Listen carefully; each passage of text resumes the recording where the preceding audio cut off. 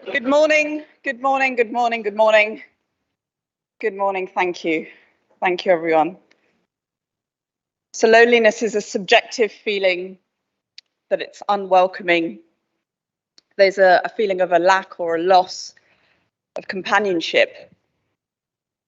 It happens when there's a mismatch between the quantity and quality of social interaction individuals have and want. That is the definition that a similar group of delegates agreed in 2019 when the leader of Bromley Council hosted the first Loneliness Summit. That is what we have signed up to. We've signed up to mitigating loneliness, to tackle loneliness, because we believe that in the London Borough of Bromley, in a borough as fantastic as ours, nobody should feel lonely. My name is Nahid Chowdhury. I'm the Assistant Director of Strategy, Performance and Corporate Transformation. It's an absolute pleasure to be speaking to you today. I feel like I'm in a room of kindred spirits. I saw you also in 2019. There were almost 100 people in the audience in 2019. I believe there will be approximately 100 delegates here today, so apologies for some latecomers that might disrupt our flow. Some housekeeping before we really get going. I'm not expecting a fire drill, so if there is a fire, please do exit the building through the back over there. I've got some fantastic members of staff helping me out here today, so there will be some council staff to assist us. There are facilities, toilets and bathrooms to your right. It is a very, very hot day today, so feel free to take your jackets off, keep hydrated, step outside if you need to. We are filming. This is live streaming on YouTube. If you have any issues with that, please do follow up with me or any of the lovely staff sat on this right-hand side over here. I do want to thank my team. It really does take a group of people to put this together. I specifically want to thank Denise Mantle and Helena Jenkins, who really do hold the loneliness agenda together for us all. And note that I say us all and not the council.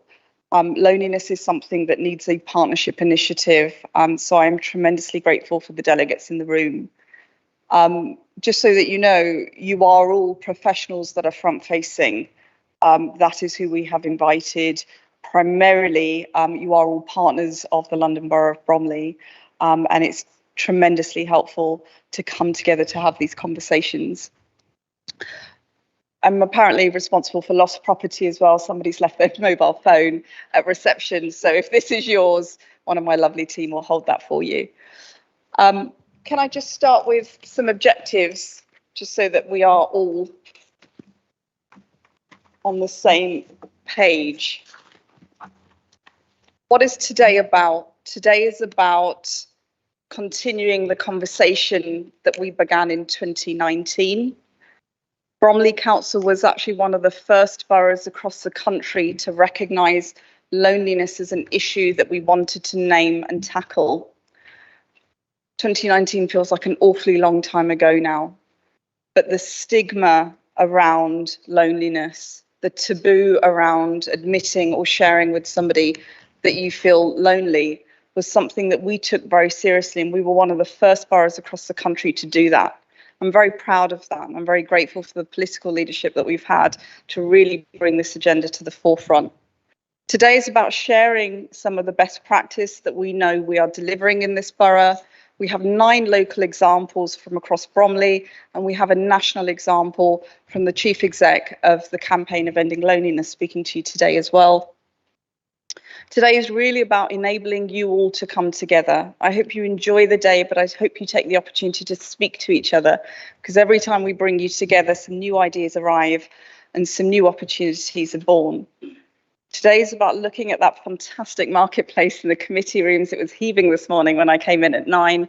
You will have another opportunity to go back and speak to just a small sample of some of the brilliant activity taking place in this borough. We will have a break at 11:20 and you'll have an opportunity to go back in.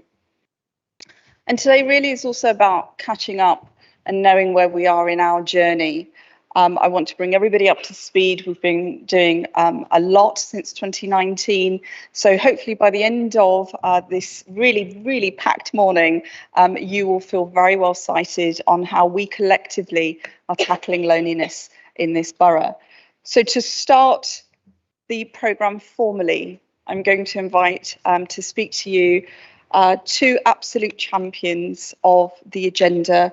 Firstly, Councillor Diane Smith, our portfolio holder for adults, care and health. She will speak to you and formally open our summit, followed by His Worshipfulness, the Mayor of Bromley, Councillor Mike Botting, who is also our loneliness champion and has been absolutely driven forward, driving this agenda for us on our behalf. So, Councillor Diane Smith.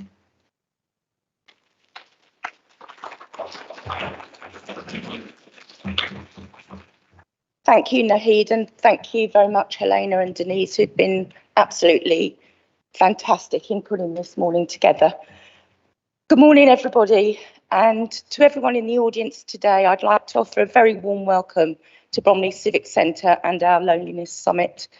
Whilst I already know a considerable number of you, by way of introduction, for those of you that do not know me, my name is Councillor Diane Smith, and as Naheed has said, I'm the portfolio holder for adult care and health here at the London Borough of Bromley. To my mind, the fact that there are so many people and participants here, including members of the London Borough of Bromley staff, our voluntary sector, as well as faith groups, health and social care partners, charities and ward councillors, is, I think, testament to the fact that as a whole community, we are all very aware of the effect that loneliness can have on our Bromley residents. Bromley Council is, I believe, a systems leader in the vanguard of the loneliness agenda. Back in 2019, we recognised the impact that loneliness could have on individuals within our community, and in response, we hosted a loneliness summit to start the conversation. This had the aim of both raising awareness whilst also reducing the stigma associated with the subject of loneliness within Bromley Borough. In 2022, following on from the initial commitment to develop a robust and deliverable action plan to tackle loneliness within our community, Bromley Council led on the co-production of an all-age tackling loneliness strategy, and thus developed a multi-agency action plan reflecting the government's national strategy, A Connected Society. There is no doubt that the arrival of the COVID-19 pandemic served to accelerate loneliness and isolation within our community, with the impact being felt more acutely by many of us, particularly as we were unable to continue to take part in our usual activities and maintain our social networks.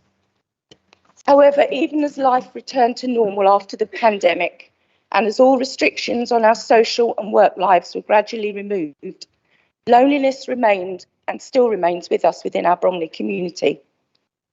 Government research shows that the number of people stating that they often or always feel lonely has not fallen to pre-pandemic levels and remains steadily higher. All this despite the fact that people can, if they wish, be more connected now than ever through phones, social media, Zoom, and such like. Loneliness, as we all recognise, is something that can affect people of all ages, and in addition can affect people at key trigger points during their lives. If we consider our own circumstances and those of family and friends, we can recognise the time when it has touched our own lives and affected both physical and emotional well-being. From my own personal perspective, I'm acutely aware of the impact that bereavement, for example, has had on older members of my own very close family and friends. In addition to the trauma and all the associated emotions of bereavement, the advent perhaps of deteriorating health for they themselves, plus the reality of considering the impact of living alone for the first time for a number of years, loneliness can become a fierce reality for many of our older residents. In addition, I would like to say again from my own observations that I have made that following bereavement, there seems to be a noticeable lack of confidence for some people in that they struggle to continue with existing relationships and maintain social interaction and connections which they had previously, which, as we all know, are the key to contributing to a person's health and well-being. That said, there is no doubt, I think, we would all agree that loneliness amongst all our residents across the board is an issue, which has been compounded by the fact that for nigh on 2 years, people were unable to see family, friends, neighbours, work colleagues, etc. And that therefore it is key and important that having kick-start the initiative locally to minimise and combat loneliness in our community, that we continue to ensure that Bromley is a place where we really recognise that both we and those around us may be affected by loneliness at various points in our lives. We at Bromley Council, with our partners, want people to feel that they are always able to have conversations about loneliness and aim to enhance ways that they may reconnect with neighbours and communities, pointing them towards support and also in the direction of the many groups and activities that flourish within the borough. Bromley Council continues with partners to have the conversation about loneliness, raising awareness throughout our whole community through formal training as well as through social media and any other mediums that we have within our means. Today we are celebrating what Bromley Council and our partners have achieved since our first summit and consider where the next year and beyond should take us. Thank you very much, everybody, for listening.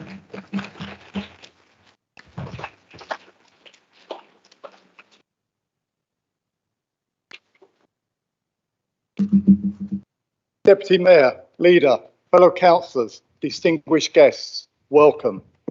In May 2022, I was appointed as the Member Loneliness Champion, taking over from my predecessor, Councillor Aisha Cuthbert, who many of you may remember from the 2019 event. My role as Loneliness Champion for the elected members allows me to promote the loneliness strategy to fellow councillors so that they can help support residents living in their wards who may be experiencing loneliness and social isolation. I am proud of how Bromley has responded to the challenge of tackling loneliness and social isolation with a strategy in place that aims to reach every corner. That sounds like a fine for the Mayor's charity. Strategy in place that aims to reach every corner of the borough. Loneliness can be complex and can affect anyone at any stage of their life and without warning. So it is important that our strategy has the potential and scope to reach anyone and everyone. I've witnessed this myself firsthand, have seen how a community can assist those in need of support and friendship through conversation, activities, and opportunities to come together. I've had the pleasure to support and provide guidance on the implementation of the Tackling Loneliness strategy across Bromley, which has already seen many successes when trying to tackle the stigma of loneliness and make a positive impact to residents. I've been able to connect our principal loneliness champion with individuals and organisations throughout Bromley so that we can work together to raise awareness and tackle loneliness, and will continue to do so. The Tackling Loneliness initiative is very important to me, and I will be continuing my role as Member Loneliness Champion throughout my term as Mayor of Bromley. This is something which I'm deeply passionate about. I'm also the Members Armed Forces Champion, and as such intend to support all parts of our community involved, including veterans of all ages living within Bromley experiencing loneliness. How do we do that? By building on the excellent work started by Helena, Denise and the team in her role of developing the loneliness strategy, increasing awareness of what is available to assist and providing signposting to services. As Mayor of Bromley, I look forward to celebrating future successes as the Tackling Loneliness strategy continues to bring together residents, community groups and voluntary organisations, which I think this morning is a testament to that. So thank you all for being here. It is wonderful to see so many partners and organisations here today, sharing success stories and learnings to enable us all to be more effective in tackling loneliness, both in the borough and beyond. Thank you all for attending this morning, and I hope you will take away from today reassurance, confidence, and understanding that a little effort can make a very big difference. Thank you.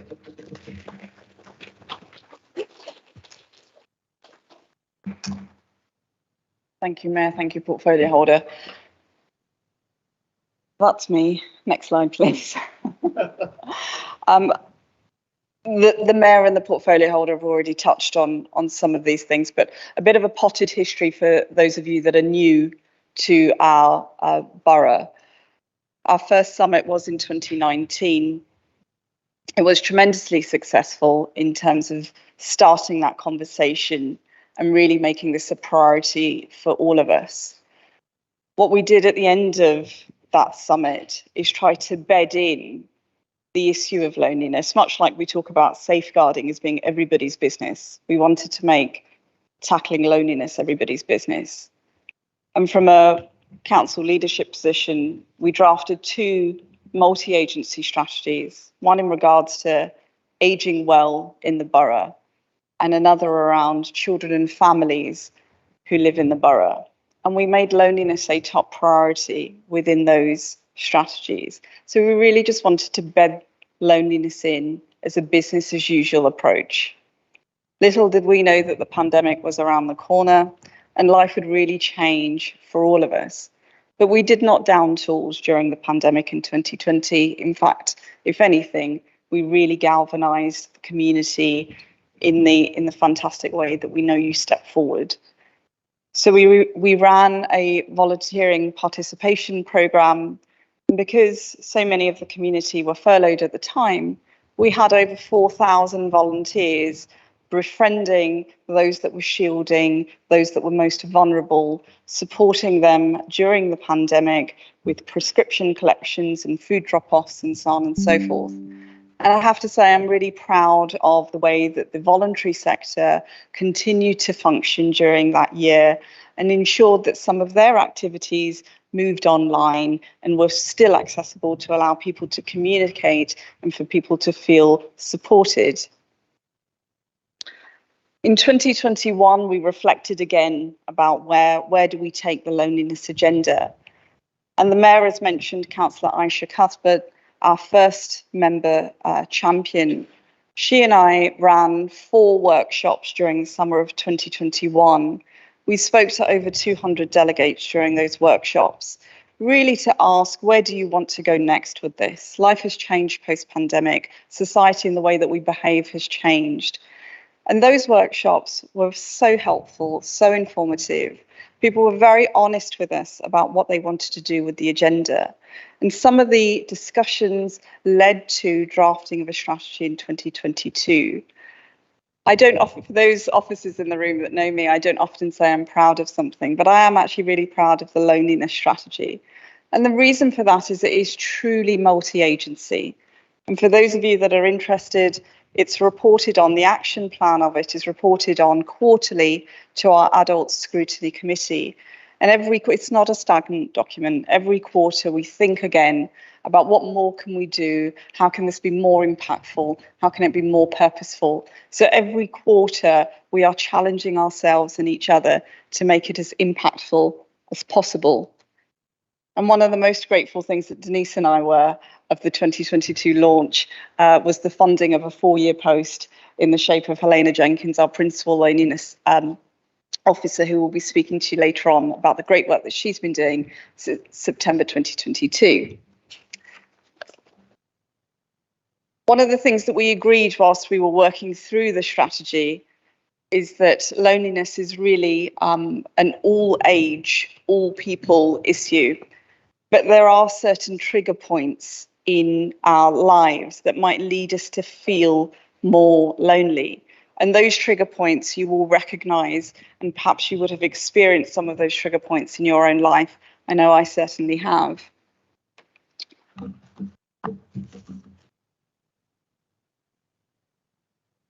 Next slide, please. Thank you. We identified 3 priorities for our strategy: organisation and services, community infrastructure that empowers social connections, and building a culture that encourages strong social relationships. On reflection, that's perhaps a little bit too much policy speak for what we know is quite a simple issue. We need to work more effectively together and continue to talk and think about loneliness and think about residents and making sure that people feel part of our community. Next slide, please. In terms of organisation and services, we've been very busy. We've been busy talking to and creating a network. We've engaged really effectively with health practitioners obviously being key to being frontline practitioners that perhaps meet and see people that are lonely. One of the things that we recognised during our workshop and that was spoken about quite often is that our frontline workers don't necessarily feel confident to speak to somebody that they suspect is lonely. So what we've done is established a training program. We've trained over 100 frontline workers to identify the signs of loneliness and then to feel confident to have a conversation without feeling that you might offend somebody, without feeling that you might make them feel uncomfortable, and then know where to signpost our residents.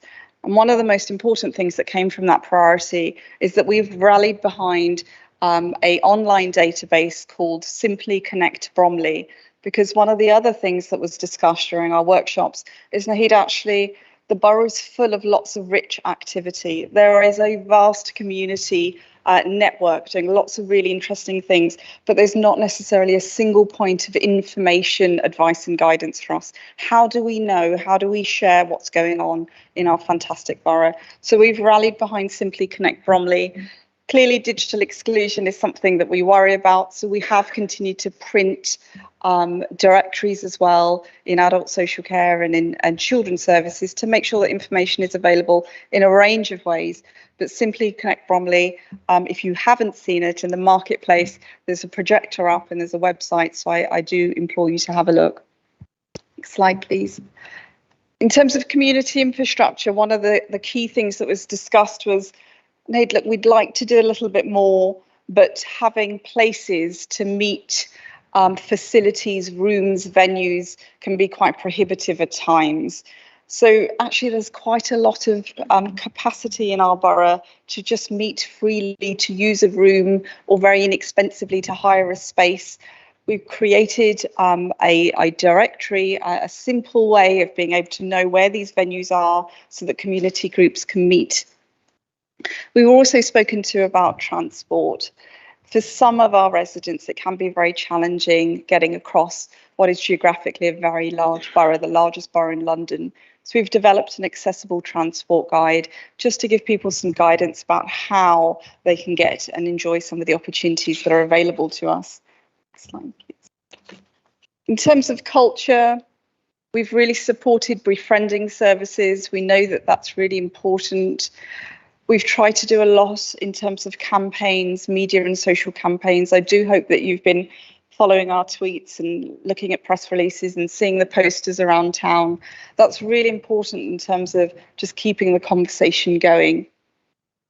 And we've been working nationally as well to learn from others and to share our best practice. And as I say, I'm delighted that the Chief Executive of the Campaign to End Loneliness will be addressing us later on today. We had also invited the Minister of Loneliness, the Right Honourable Stuart Andrews MP of the Department of Culture, Media and Sport. But given that it is National Loneliness Week, you can imagine he's very busy this week. But what he has done for us is kindly record a video for Bromley. It's 3 minutes. I'm really delighted with it, and I'd like you to take some time with me and just watch this video. But I'm also really glad to invite and appreciate Ravneet Verdi's participation in our event today. She's the head of tackling loneliness at the Department of Culture, Media and Sport. And Ravneet, you're most welcome to Bromley, and I'm really glad that you're here to speak to us today as well. So can we play the video, please?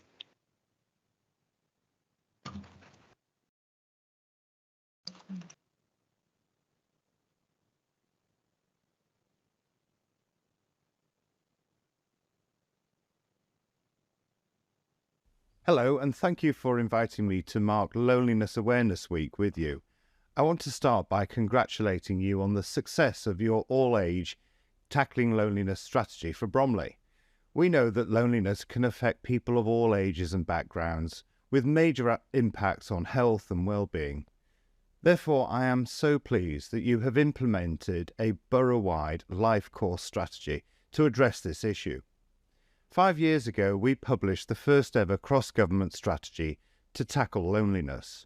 And since then, the government and its partners have invested almost £80 million to deliver this. The government's work to tackle loneliness focuses on reducing the stigma around loneliness, supporting organisations across society to take action, and improving the evidence base. My department, DCMS, is leading on the cross-government strategy to tackle loneliness, and we are working in partnership across government departments to improve social connectedness. As well as the government taking action, individuals and organisations have a part to play towards building a more connected society, where people can have positive relationships that help them to thrive. That is why events like this one are so important, to bring people together, to share learning from the activities being delivered in Bromley's libraries, leisure centres and schools. Tackling loneliness remains a priority for the government, and we will continue to take a truly cross-sector approach. We will work with local authorities, health bodies, businesses and the voluntary sector to connect marginalised groups and those at risk of loneliness to support. Thank you again for inviting me to celebrate Loneliness Awareness Week with you, and for all the vital work you do to help reduce loneliness and foster connection for the residents of Bromley all year round.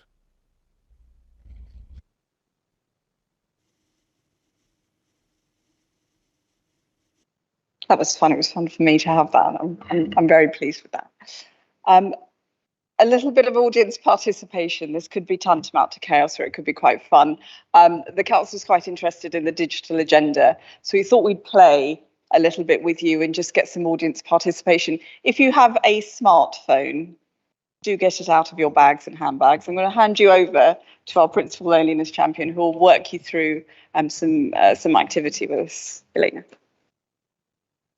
Good morning, everybody. This is the time where you might need your agenda, or please get your phone out, open your camera, and scan this lovely QR code, which will take us to our first question, which looks at answering which age group has reported experiencing loneliness the most from November 2022 to February 2023. If that's too far away, please use the QR code on your agenda. This is the first one, which is marked at 10:35. So please select your answer. You can only select one. We're going to look at the results now. Fabulous. So we've got a few more coming in. This is live. So anybody that's inputting their answer now, you will see these polls continually change. So here, really interesting, 16 to 29 years so far has the highest number for those that are experiencing loneliness. Again, 9% for 30 to 49 years. That's now growing. 50 to 69 years, and then 70 plus. So just to give you a little bit of information, it's great that you are participating in this, but actually we know that the current results for the age group which is experiencing loneliness the most is 16 to 29 years. That age group have reported experiencing loneliness the most. This information comes from the Campaign to End Loneliness's website with statistics from the ONS. With this particular age group experiencing loneliness almost over double than those who are 65 currently and over. The second group, which have reported experiencing loneliness most, is actually the lowest group here, 30 to 49 years. This is the next age group which say that they are experiencing loneliness the most, and are happy to report on that. Thank you very much. Thank you all for participating in that. I look forward to doing this again a few more times later during today.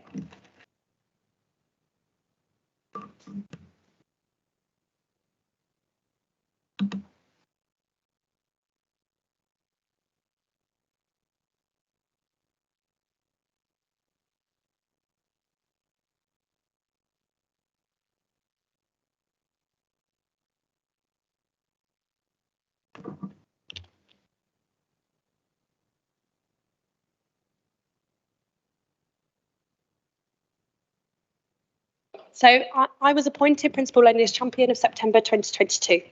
And for the last 9 months, I've been helping to implement the Tackling Loneliness strategy alongside our fantastic partners and yourselves that are in the room, and in various creative, moving and very impactful ways across the community. I'm a Bromley resident, and for me this is a very important role, but also a really personal one as well. I'm helping to shape community as I would like to see it as a resident myself. So first of all, I'd like to talk around the Tackling Loneliness workshop and a few various other things within this. So you can see some fantastic pictures here on screen. But regarding the Tackling Loneliness workshop, you all have a flyer in your delegate packs telling you lots of information around this. As Nahid has already addressed you, this is a bespoke Bromley workshop for professionals, volunteers and those working with organisations who are supporting residents of all ages who maybe experience loneliness and social isolation. This has been a really impactful course. Information which we're sharing around those or who might be impacted around loneliness, how we might be able to support them, starting a conversation, as well as all the different resources which may be available to them within the borough. This is a free 1.5 hour workshop, one which I'm dedicating my time to as Principal Loneliness Champion, with 2 sessions a week, every week, for the rest of this year and going forward through my role. We've had, as Nahid said, nearly over 100 participants on this course already. And out of those participants, 95% of people who've taken the Tackling Loneliness survey has said that they found this information not only useful, but extremely useful. Some of the feedback that we've had from attendees is that they really enjoyed the course and they enjoyed the opportunity to discuss experiences to help understand issues that the community might face. Another delegate also stated that they said, "Thank you for presenting helpful information, ideas and data in a very relaxed way, which encouraged participation and discussion." This is a free course. I would encourage every single person in this room, your colleagues and your organisations, to book yourself on via our Eventbrite page. However, this course is very flexible. You might want this to be face-to-face with your whole entire team. That can be arranged. You all have my email address from the invites that I sent out, so please do get in contact with me or find me today. I'd also like to discuss some of the successes of our Tackling Loneliness Action Group. Our Tackling Loneliness Action Group is made up of organisations and partners who are in this room, which we come together to help implement our Tackling Loneliness strategy. We've had many successes, and some of them will include the Platinum Jubilee and the coronation. We were named a platinum borough by the Eden Project, who manages that. We have 3 big lunches coming up this weekend and next. These are for the community and residents. If you can make them, that'd be fantastic. This couldn't be possible unless we're working with our Friends of Parks, ID Verde, Bromley Libraries, Rotarians, London Borough Bromley organisations, Good Gym, and the Bromley Children's Project. We've already had 2 big lunches internally. We believe in this value, and this is something that we live here within this organisation. We've had over 80 staff members this week come together to share their lunch and their homemade goods to connect with others, which we might only see virtually. Our action group has seen many connections being made internally within it. My Time Active are currently working with our children looked after to see how they can work together to connect with families and children within this area. We've also been helping to promote our Warm Wednesday, which comes from our borough partner, the London South East Colleges. They have opened their BR6 restaurant on the Orpington campus twice through 2 pilots. We've helped promote this across social media platforms, in-person events, and our partners within our action group have actually gone there to promote their services. For instance, My Time Active have actually seen many people go from the BR6 restaurant Warm Wednesday events to then go on to Dementia Golf, which is fantastic. Our Bromley Children's Project are committed to supporting children and families to talking about loneliness in a really engaging, fun and creative ways. I've been able to support them in 4 different dedicated sessions, speaking with carers, guardians, and promoting local services, including Simply Connect Bromley and other organisations close to our 6 children and family centres across the borough. They are also hosting 6 big lunches across all centres as a teddy bear picnic form. Talking about loneliness is really important, and that starts from a young age. I'd like to go to my next slide, please. Talking about loneliness is something that I don't just do locally, but also globally. The Campaign to End Loneliness is an organisation that I've been working with closely, and this year they had their international conference in February 2023. They had people from all across the world attend, and part of their conference was having an international poster competition. This is something that the London Borough of Bromley had submitted, and you've seen the slides this morning from Naheed's presentation. Perhaps we did not win, but we did come runner-up, and we were exhibited within their exhibition area. I'm very pleased to tell you that we were the only local authority within the UK to actually have a poster within that area. That shows the level of dedication that we are prepared to go to talk about loneliness and how much it means to us. The Tackling Loneliness Hub is also an area for professionals, policymakers and organisations who want to communicate around loneliness in a virtual way. This is a fantastic organisation, platform, which is managed by What Works Wellbeing and the Campaign to End Loneliness, and is run by the DCMS. I'm a very frequent user, and I've now been named an ambassador for the Tackling Loneliness Hub. I've been able to share information to others to support them, to support other councils and organisations through their initiatives of talking about loneliness. I've been able to share our best practice, not just within the UK, but also within Australia. They have a networking function which allows you to meet somebody new within the Tackling Loneliness Hub every single month. This is a great platform. It's free to use. I would suggest anybody who's interested in making changes within their organisations and supporting residents to perhaps go onto this platform and become a member. My next slide, please. A lovely photo of me here outside the Westminster Palace. That was taken last month. And that's because I went to the Tackling Loneliness and Connected Communities all-party parliamentary group. This was the first one that they've had face-to-face. And as you can see here, Stuart Andrews, MP, Minister for Loneliness, is also on the panel with the First Minister of Loneliness, where the subject that I attended was around youth loneliness, how the DCMS is going to support people within their strategy, especially young people, with some really emotive and passionate stories with young people sharing their lived experience of loneliness so far.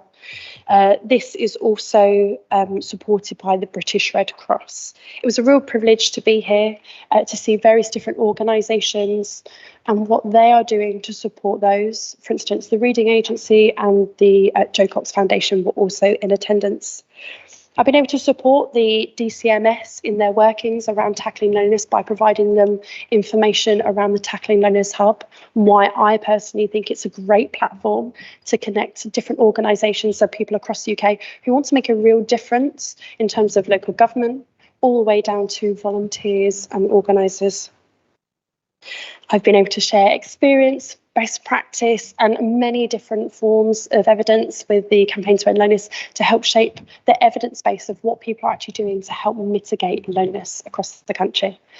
This is something which I continue and hope to do across the next 4 years, and that we will have a primitive role within the AAPG as well. Thank you so much for listening to me.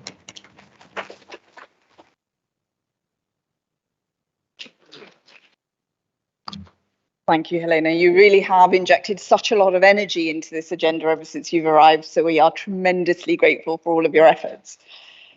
Do you know, 75 of you got your phone out and participated in that thing. Well done. Well done. Thank you for humouring me. I'm really pleased. I promised you 9 speakers and 9 you will get, and actually we're running to time, so we're doing all right. The next 3 speakers are from leisure, culture, sport, all based in the London Borough of Bromley, and all using their facilities to engage with lots of different types of residents. So I'm tremendously pleased to be welcoming Deborah from My Time Active, Matt from Bromley Football Club, and Mark from Good Gym to speak to you, to just share some examples of how their organisations are tackling loneliness. So I ask you to give them a warm welcome. Deborah from My Time Active. Thank you very much for that introduction. Yes, I'm Deborah from My Time Active. I'm the Partnerships Manager there. What I'd like to do is just very briefly give you an overview of who My Time Active are, for those of you who are not aware of who we are. As you can see on the slide, our mission is to improve the well-being of people in our communities. So, what does that actually mean? Who are we and how are we going to achieve that mission? We can move on to the slide. We're a social enterprise aiming to improve well-being, regardless of what stage of life you are. And we aim to do this through a range of pathways. Pathways to well-being, which include being active, being positive, and being together. So what does it mean to be a social enterprise? Well, it means we don't have shareholders who invest in the business, and we don't have shareholders who take any profit we generate. We have a board of volunteer trustees, and we have charitable objectives. Our main source of income is from our customers who pay for the activities they take part in. And if we are fortunate enough to generate any surplus, that surplus is ploughed back into the facilities and services we operate. Anyone who's attended the loneliness awareness course that Helena has run, and from what we've seen already today, we know that loneliness can affect us at any stage in life. And we know at My Time Active that many of the services we run do support people to overcome their feelings of loneliness and isolation. Whether that's the parent and the baby taking part in swimming lessons, the young people engaging in our arts train programme, which is a creative music programme, or young adults or adults taking part in, who've got special educational needs, engaging and taking part in our weekly Mind Club activities. We know that many of our support services support the people to overcome their feelings of loneliness and isolation. All of these programs I've mentioned and many more can help combat loneliness through engaging people in activity, through staff who are positive and motivating, and through people engaging with other people. And that's an important point. Very importantly, with other people who they relate to. Move to the next slide, please. Thought it'd be just useful to reference some of the facilities we operate out of. The majority of these we manage and operate, but you can see we do hire some community venues for our services, and those community venues are in areas of the borough where we feel there's a gap in provision, a gap of leisure provision. We can move to the next slide, please. As I mentioned, many of our programs help to combat loneliness. However, today I've been asked to focus on how we address loneliness for older people. And we know many older people are isolated and lonely, and the pandemic has obviously compounded this issue. So for the rest of the presentation, I'm going to focus on Prime Time, our programme of activities for older people, and Active Lifestyles, our programmes for people who are living with a health condition. I'll warn you, I've used quite a few quotes from participants in this presentation, and I actually make no apology for that. We can and do collect, sort, measure, analyse data to evidence impact. But I do believe more often than not, outcomes of programmes are best described by the participants themselves. So let's talk about Prime Time. Just want to pick up on a couple of points from this slide. It is our programme for older people, but it is open to all. So you don't have to be 60 or over to take part. But if you are 60 or over, you will get a reduced fee for the activity you take part in. And you will have the opportunity to have a reduced price membership. We offer over 90 weekly sessions, and you can see a range of the activities I've listed there, from dance to gym to aqua, Pilates, strength and stability, seated classes, parasites, Zumba Gold, the list goes on. Touched on it, we do have payment options.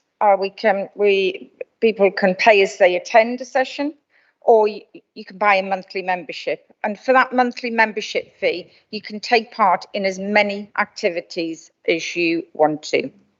And indeed, we do have prime time members who travel the borough with their membership.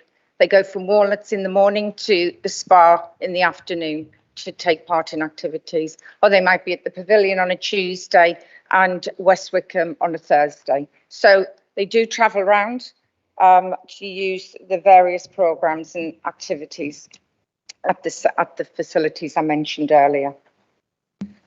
We've got a dedicated team of prime time staff, and we've got a dedicated team of volunteers. These are crucial to the success of the programme. Our primetime manager and our primetime coordinator are both knowledgeable, passionate and experienced, and they're there at facilities, at site, to listen to and respond to the needs of older people. And this is really important. It's a really crucial part of the programme.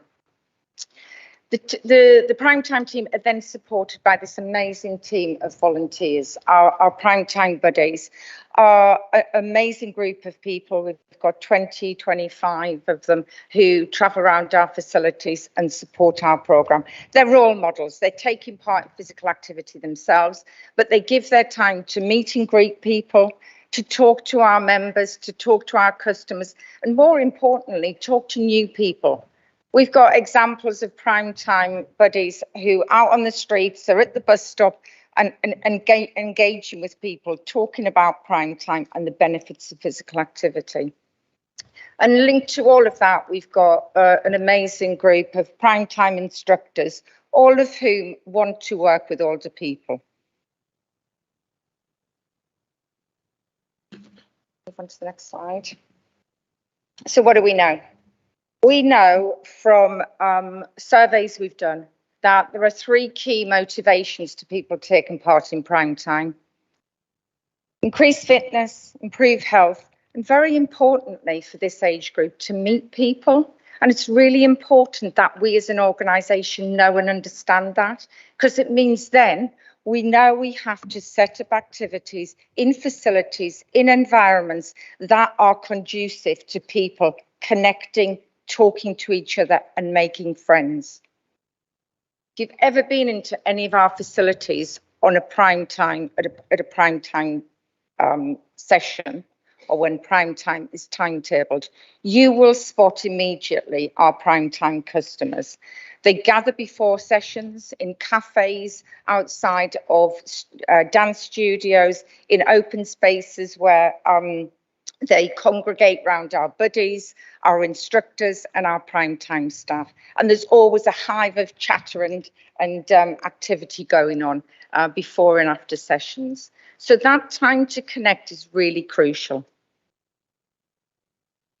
What else do we know? Well, we know from data we've collected from those surveys that primetime supports people to improve their health, to improve their well-being, to increase and maintain physical activity levels, and very importantly, to increase and maintain social connection. So that's what the data is telling us. And those social connections made are really important for this agenda today. We asked people, since taking part in prime time, what changes have you made? What changes do you feel? No surprise, the most common response was people had increased their activity levels. But on this slide, I've just highlighted in the blue boxes, where people commented on improving health. Very importantly, in the yellow boxes, how the programme has supported people to make connections, how the programme supports people to make friends and to talk to people.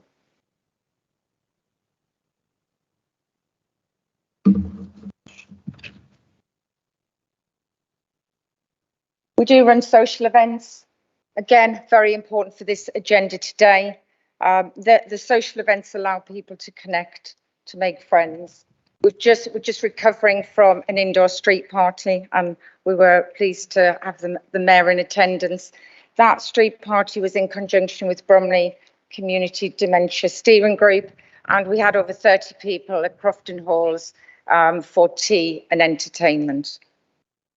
Once we recover from that party, we will be organising more events, I can assure you. If we can now move on to our health programmes, our Active Lifestyles health programmes. As I said, these are for people who have been diagnosed and are living with a health condition. They're not specifically for older people, but by the very nature they're accommodating people who've got health conditions. We do get a lot of older people in these programmes. The Fresh Start and Heart Smart programmes that I mentioned up there, we get over 1,000 referrals every year into those programmes. GPs can refer directly from their EMIS system, our referral forms on there, so it's very easy for them to refer to their patients to us. We've got over 30 sessions a week, range of sessions as you can see, and again, we've got a dedicated staff team. Crucial again to the programme and crucial for the atmosphere and the ambience we set within those programmes. Our Active Lifestyles manager is very experienced and knowledgeable, and she's got a team of exercise specialists who have been trained and are qualified in exercise on referral, and many of them have got the next level, level 4 British Association for Cardiac Rehab training. Again, they're supported by that wider team of instructors, and the specialists all enjoy supporting people with health conditions. It's not for every instructor, but all the specialists we have said yes. This is a group of people we'd like to work with, and they ensure that all the programmes are safe and effective for whatever health condition people are presenting with. We do provide ongoing programmes. The Fresh Start Friendly logo there represents those ongoing programmes. So once you've completed your 12 sessions on Heart Smart or on Fresh Start, or you've completed your Escape Pain programme, you can join Fresh Start Friendly. A lot of people in those sessions I've obviously got a lot of different medical conditions, but they still feel supported by that team of exercise specialists to exercise in a safe environment, which is effective. Move on to the next one. What do we know? Well, we know the statistics tell us that living with a long-term health condition can be isolating and lonely. So what do we know about Active Lifestyles? Well, we know the programmes, we know people take part because the programmes reduce the impact of health conditions on their life, allows people to gain their confidence, provides them with valuable advice and knowledge on how to manage their health condition, allows people to continue achieving their health-related goals, and really importantly, to gain peer support from those living with similar health conditions. And obviously, it enables them to achieve the Chief Medical Officer guidelines around physical activity. Just want to leave you today with a couple of quotes. This first one is from a gentleman who takes part in our wellbeing walks, free walks out in the community.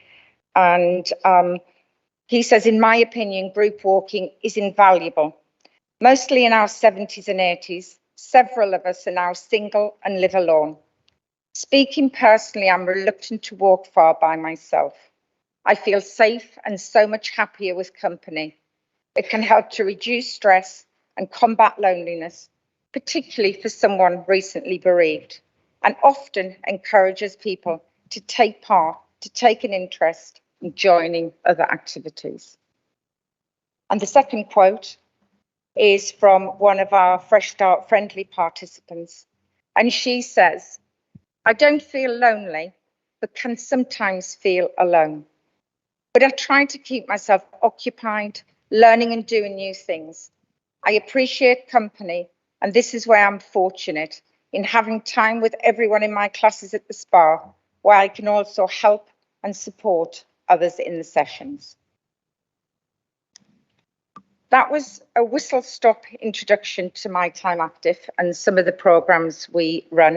If you've got any questions or want any more information, I'm around for the morning, and I know my colleagues Anne and Diane are in the marketplace. Come and find us and we'll give you whatever information you need. Thank you.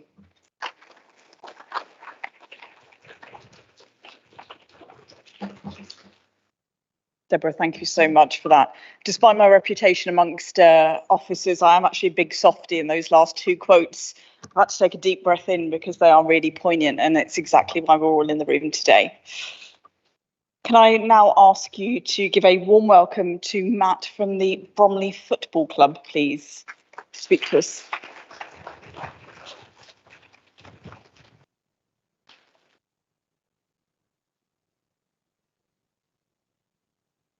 Well, good morning, everyone.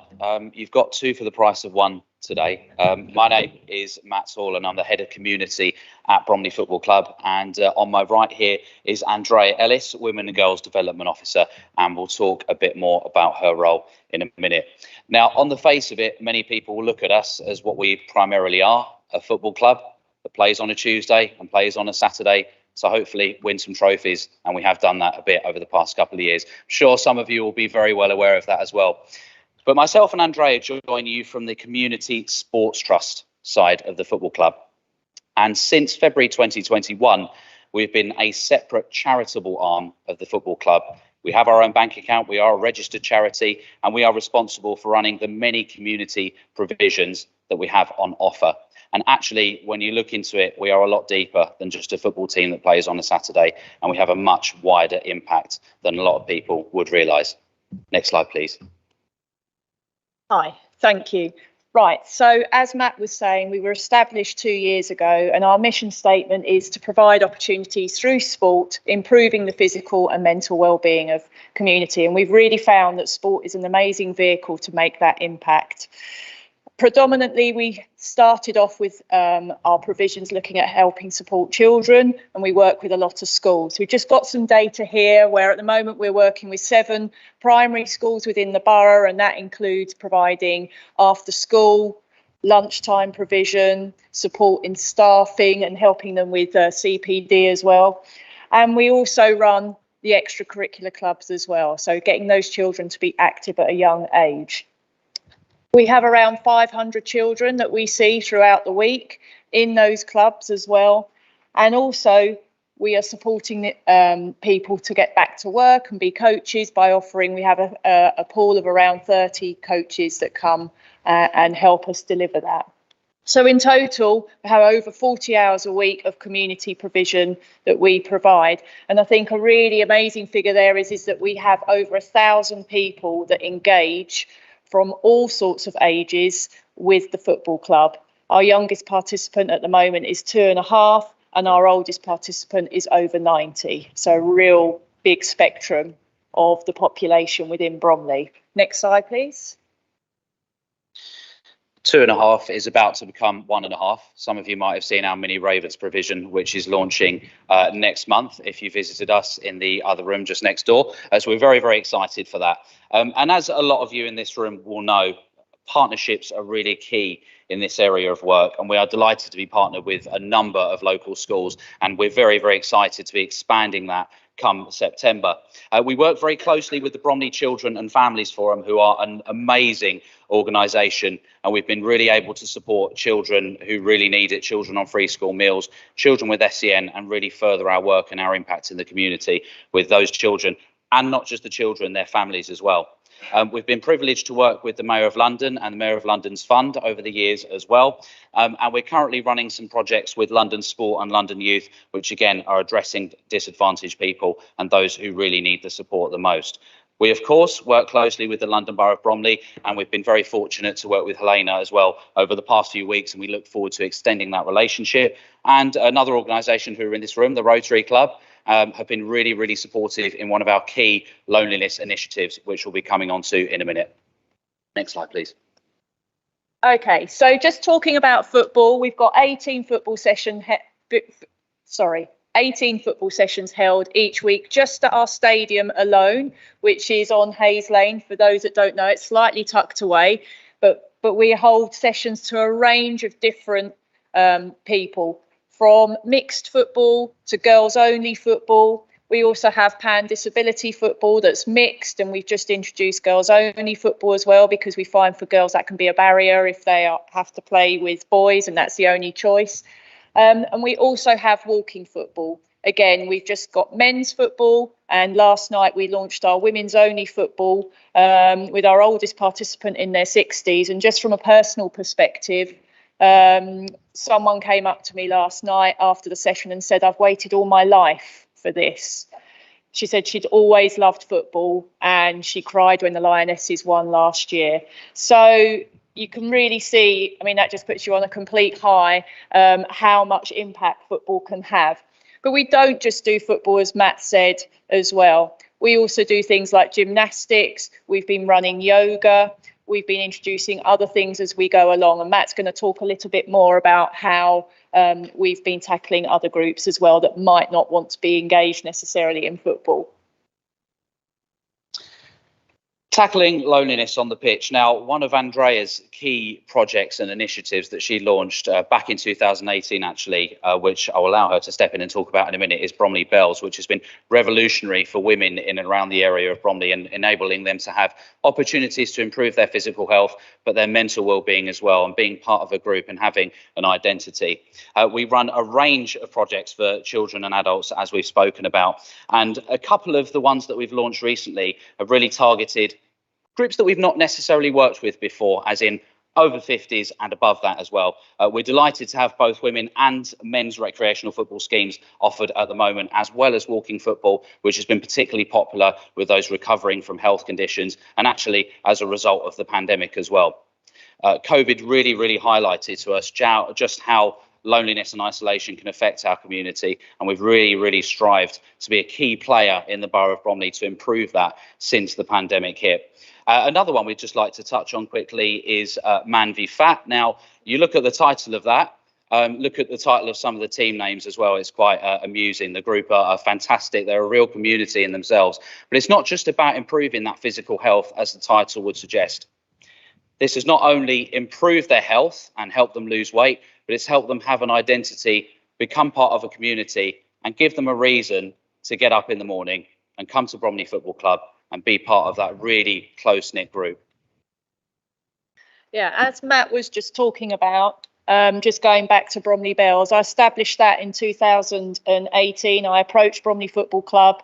I used to go to their matches, but that was it. And I literally approached them and said, I'd like to set up recreational football for women over 30. Had an opportunity previously to take part in football. They weren't going to be able to play for a club, so recreational football was the answer. And that started over 5 years ago as a volunteer, and I've worked with the club. The club have been fantastic and supported me in the provision. We had 12 women turn up at the first session. We now have nearly 100 members. It's so popular that we've opened up to over 18s. We've done absolutely everything. We've been to tournaments in France in what was named the Old Girls World Cup. Yeah, the FA actually said you have to rephrase it. And that was an amazing opportunity, because as women who are sort of 40 plus, we hadn't had the opportunity to play not in competitive games, but in matches. And that was an amazing thing for people. It's really helped with their mental and physical well-being. So loads and loads of opportunities there. We've opened up to 18 plus now, but we do lots of fundraising activities. It's the sense of belonging that it gives you. And we hope to do that now as well with our new walking football provision. So it's more than just actually kicking a ball. As Matt said, we also do things off the pitch as well. And two of our most favourite projects are Ravens Chat. Now, Ravens Chat is open to everyone, regardless of whether or not you support Bromley. It's held at our amazing facilities. If anyone's been down to Bromley recently, it's unrecognisable from what it was a couple of years ago. There's an amazing bar and kitchen called Broomfields, and that's where we host a lot of these community activities. Ravens Chat is for those people who might be socially isolated or lonely, and it gives them an opportunity to come in and meet new people. They might walk through the door and not know anyone, but by the end of it, they've swapped phone numbers or they've made arrangements to go out and socialise. So we're really, really proud of that project there, and actually how that's grown now. Some of the older members of the fan base, they have become more and more involved with the club. That gentleman there, David, who Matt has got in the picture, he's a season ticket holder, but he's also a Ravens Chat member. But now he's taken that one step further. He's volunteered. They've become trained in mental first aid. So you can see how it just builds and develops, and is a really good example of how we can make a substantial difference to people's lives. Sporting Memories as well is a dementia-friendly workshop that we run every 2 weeks. Again, David and his friends have taken the lead on that with support from us. So we've set it up, they've become trained, and now they go and deliver that to other people. So you can see it really makes a good impact, and it is a really important part of our ethos. Just touching on what Andrea's covered there, you can all see the quotes on the screen, but for us, there was a particular moment where the whole loneliness angle really became important for myself and the team at the Community Trust. During COVID, we had a particular gentleman who had been supporting the club for 60, 70 years. He's been in the film The Bromley Boys. He was the reason the Bromley Boys book was written as well. Unfortunately, his wife had passed away, and his sons had moved away and weren't readily accessible to him. And he really, really struggled through that pandemic. And it got me thinking, as a football club, I mentioned at the start of this presentation, we're seen as a bunch of 11 players that goes out on the pitch on a Saturday afternoon for a couple of hours, and that's that. Truth is, now we're in the off season, there are no football matches during the week. What opportunities are there for us to help these people? We know there wasn't only one of them. We know there was a whole group of them. We have a very big section of our season ticket base who are over the age of 50. And we found that a lot of those people were really struggling. And that gentleman was an inspiration for us to launch these groups and actually to have a structured mechanism for them to come along and improve their mental well-being every single week, not just on a Saturday afternoon, not just if the team won, and if they'd lost, maybe not, but something for them every week, and a group that welcomes individuals from all kinds of backgrounds. And I think you can see some of the quotes on there. And the one that really stands out for me, it's kind of in the middle of the page, the shortest quote on there: "This has saved my life and many others, I've no doubt." And that gentleman who said that was actually suffering from cancer at the time. And being part of our group, being part of our Ravens Chat group, dramatically helped improve his spirits. And I'm pleased to say that he then went on further down the line to recover from that cancer. And that gentleman, as Andrea's mentioned, is now wanting to give back to the community. And that's something that we've really observed when we started these projects, is actually the people who benefit from them then want to give back and improve lives across the borough of Bromley. Thank you all so much for listening.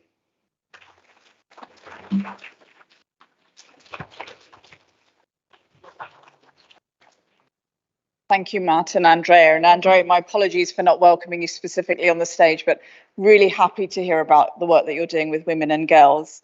And I think that was a really lovely example of what I mentioned early on, which is loneliness should become everybody's business. Loneliness should just be responded to through the activities of all of our organisations, without it being a bespoke thing of itself. It can just be bedded in. Can I ask you to give a warm welcome to Matt from Good Gym?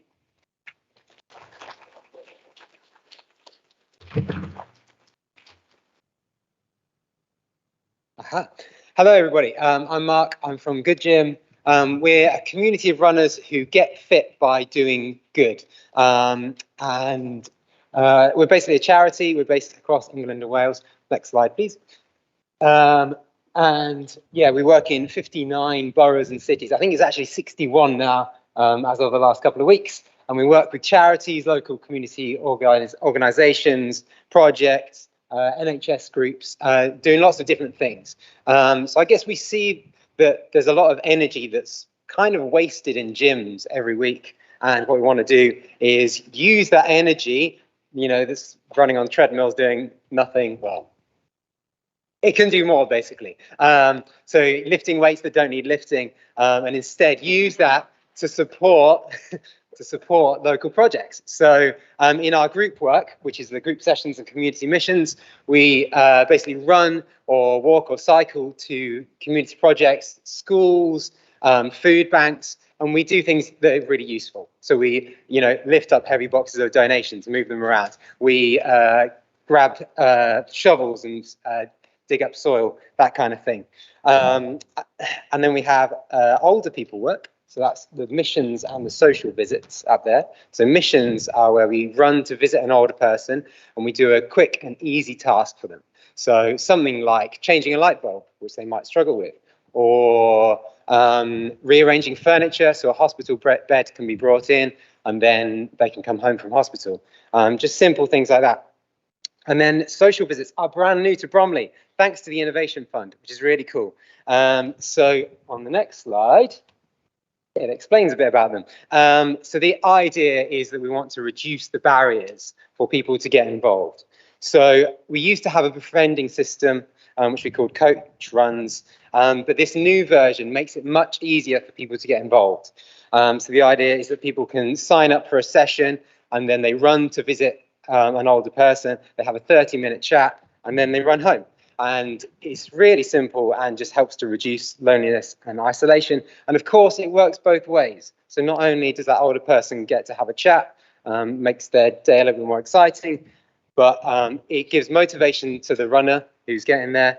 And yeah, it's a bit of variation for their day. They know that they can't let this person down, and they're meeting someone new. And most of the people who do our stuff tend to be a little bit younger, and often they're new to an area. So chatting with somebody who may have been there for 40, 50 years is really great.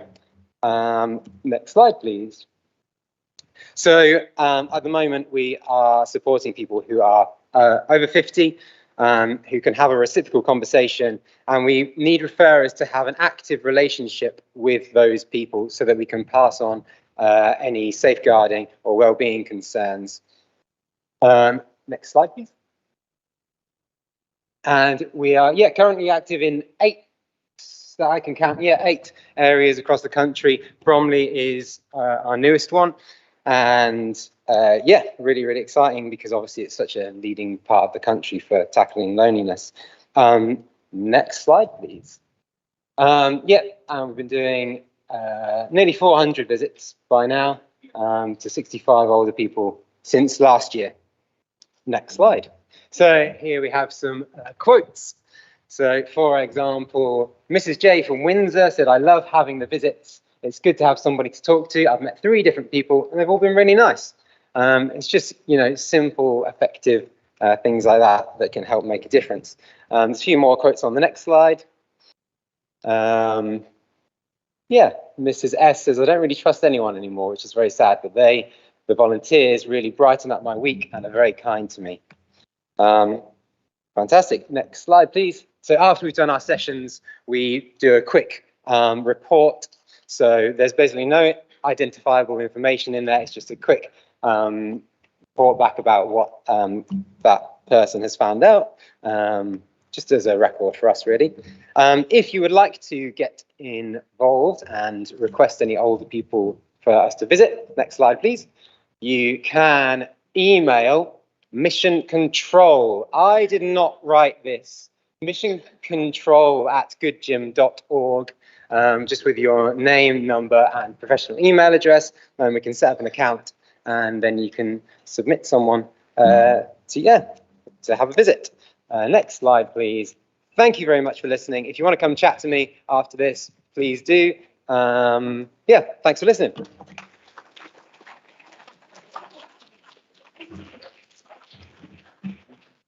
Mark, thank you ever so much. Really thought-provoking. For those of you that are not familiar with the Innovation Fund, it is a council grants fund, essentially, for up to £50,000 to do innovative things, does what it says on the tin. But one of the priorities that we're addressing is loneliness, which is why Mark's organisation was funded to do the social visits. If you're interested in that, do speak to us during the break. One more participation before I let you stretch your legs. 75 of you got your mobile phones out last time, so please don't leave me hanging this time. Helena, one more for us. Right. Just to get us really ready for the break, you will even get to get your agenda or get your phone out and scan the QR code, opening your camera app. And here it's going to ask you to type in some information. So what times or experiences in a person's life do you think loneliness may occur? You should be able to put in more than one answer. Should you feel that you have more than one answer? There are actually no wrong answers on this. So I know we'll go to our next slide. We're going to get a lovely image of a word cloud to form to show all these different times and experiences that may be a trigger point for loneliness. So on here, at any time, absolutely right, loneliness can occur at any time. Times when we least expect it, times when we least expect a person to be going through loneliness. Perhaps we think that they're going through something that's really exciting, like moving to a new home, moving to a new area. Actually, that can be really daunting, and loneliness can be felt within that. Bereavements, moving to a new place, university, retirement, moving home, new parents, recently giving birth, moving, empty nests, having a baby, a disability, filing for divorce, transition. And we as people go through many different transitions within our life. Homelessness, unemployment, illness, death, losing a job, loss of work, puberty, absolutely. Young people who we've already stated who are experiencing loneliness, going through so many different times throughout their life. And puberty is obviously one where loneliness can most definitely be felt. Moving to a new area, social media, becoming a new mother, a new parent, perhaps even in the nighttime. That's really interesting. Perhaps if you are a person who is living alone and coming home to an empty home, that can be very lonely as well. Some fantastic things on here, and as you can see, it's continually growing. The ones which are bold are the ones which people have typed the most. So clearly there's quite a few of you in the room that believe that bereavement is a time where loneliness can occur, which we know that there are definite links between that. Thank you all so much for participating in this. I'd like to welcome you to go to a break. We will be coming back here at 11:40. Please use the facilities. Please get a drink if you want to. Please also visit the marketplace if you haven't already. See you back here at 11:40. Thank you.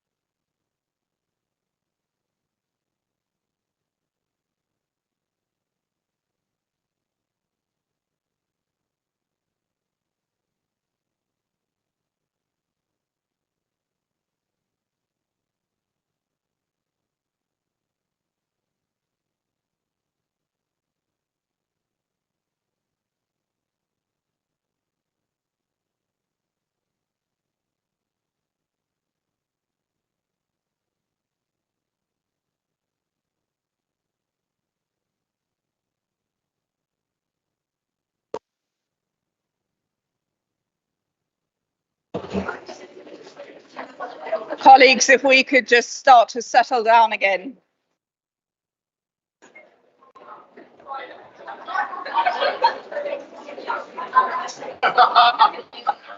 Just so you know, the cameras are back on for the streaming.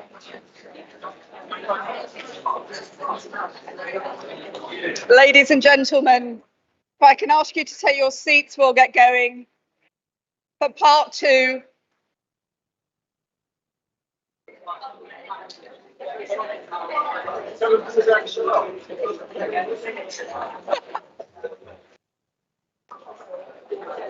Ladies and gentlemen, if I can ask you to settle down so we can get going for part two.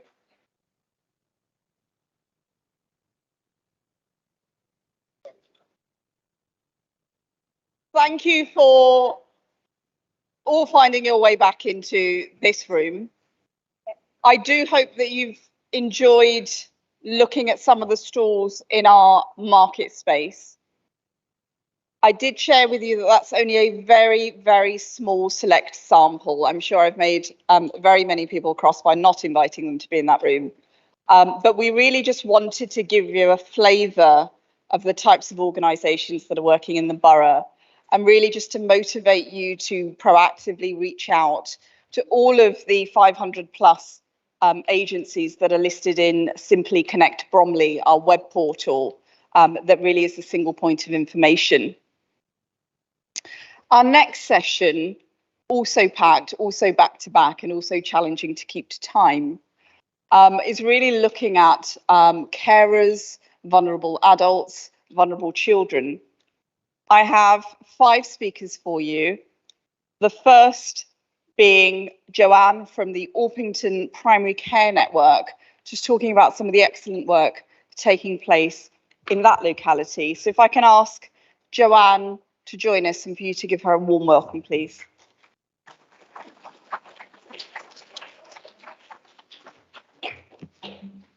Good morning. My name is Joanne Messenger and I'm the Senior Care Coordinator for the Orpington Primary Care Network. And with me today is one of my clinical directors, Dr. Prima Ravi. And I'm here to talk to you about our Wellbeing Cafe. Why a cafe? In 2021, Dr. Ravi wanted to find a proactive way to reach out to our older population within the PCN, who hadn't been able to come to our GP surgeries during the COVID pandemic, and as a consequence were suffering health inequalities and social inequalities due to their age and mobility. This was first achieved by employing me, and my first role was to ring around the 350 plus over 80s adults, invite them in for a health check and give them a quick chat and a wellbeing check-in. We've reduced this number to less by 60%, and I now head a team of 4 care coordinators working within our practices on continuing to tackle health and social inequalities. This then led Dr. Ravi to consider how we could overcome the social isolation posed by the pandemic. Many of our patients hadn't seen anybody in over a year. Thus, the idea of the cafe was born. Working closely with Maddie Smith from Bromley Healthcare, we set out our strategy to achieve this and what we wanted our outcomes to be. Next slide, please. We had a 3-month plan. The hard work had started. We found our premises, the Orpington Methodist Church. We agreed our opening date, then changed it, and then we had our leaflets designed and printed. These were handed out through our GP surgeries. Our numbers have gone from 12 attendees at our first few cafes to over 80 at our last cafe last week. We have talks from our community matrons, our bladder and bowel specialists, our clinical pharmacists, rapid response and IAPS, who each explain what they do and how they can be accessed.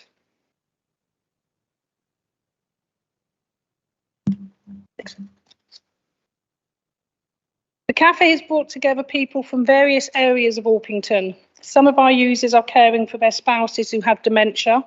They come along to the cafe together and get support through meeting other carers and our social prescribers.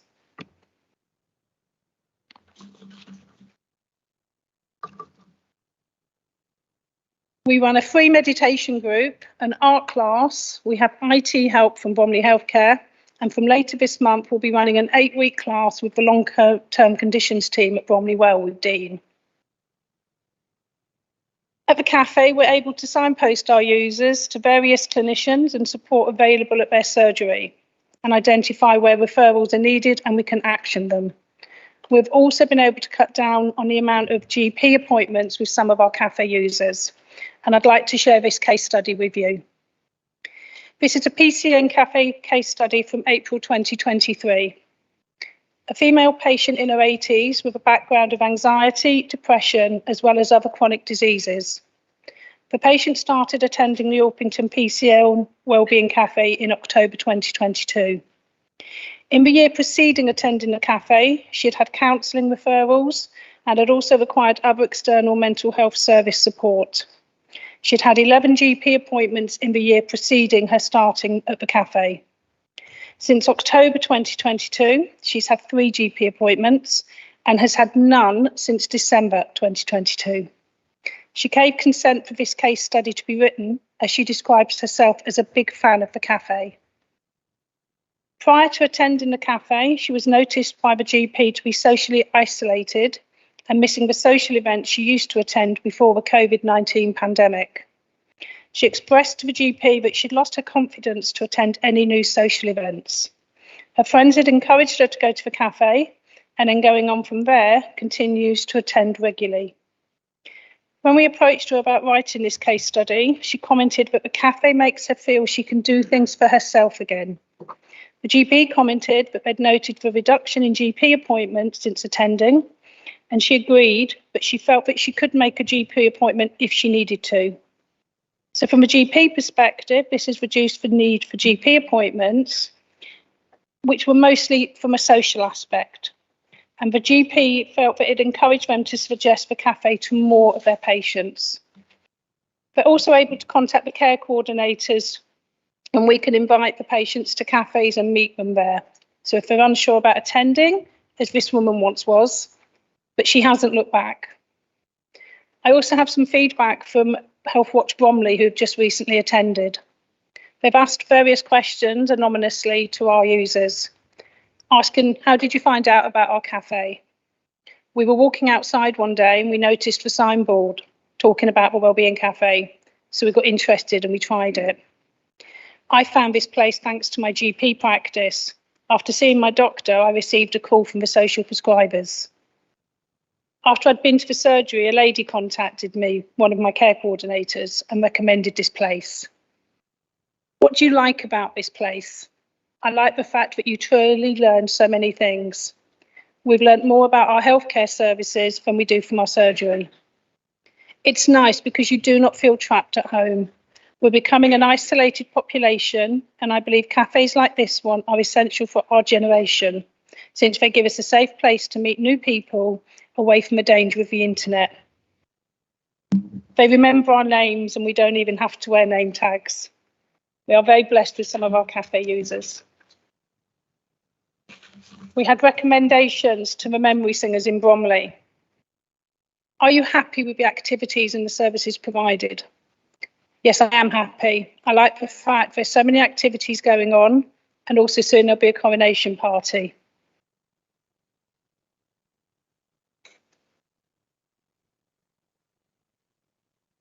Is there anything else that you would like to add?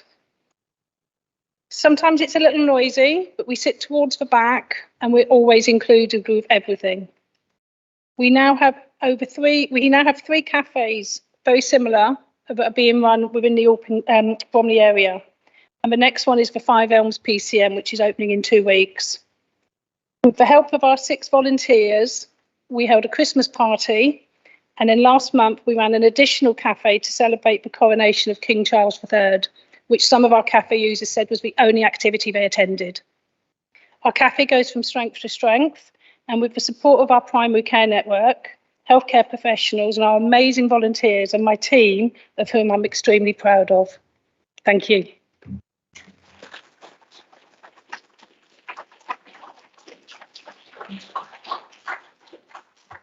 Thank you, Joanne. A really lovely example of how activity such as that in the community can stop the escalation of need. and stop people needing support from health services or adult social care and so on. So really lovely example. Thank you ever so much. Now going to ask you to welcome Sean Rafferty to speak to you about day activities for older people and the Innovation Fund that I mentioned earlier on and our emerging carer strategy. So Sean, over to you. Good morning, everybody. It's nice to be here.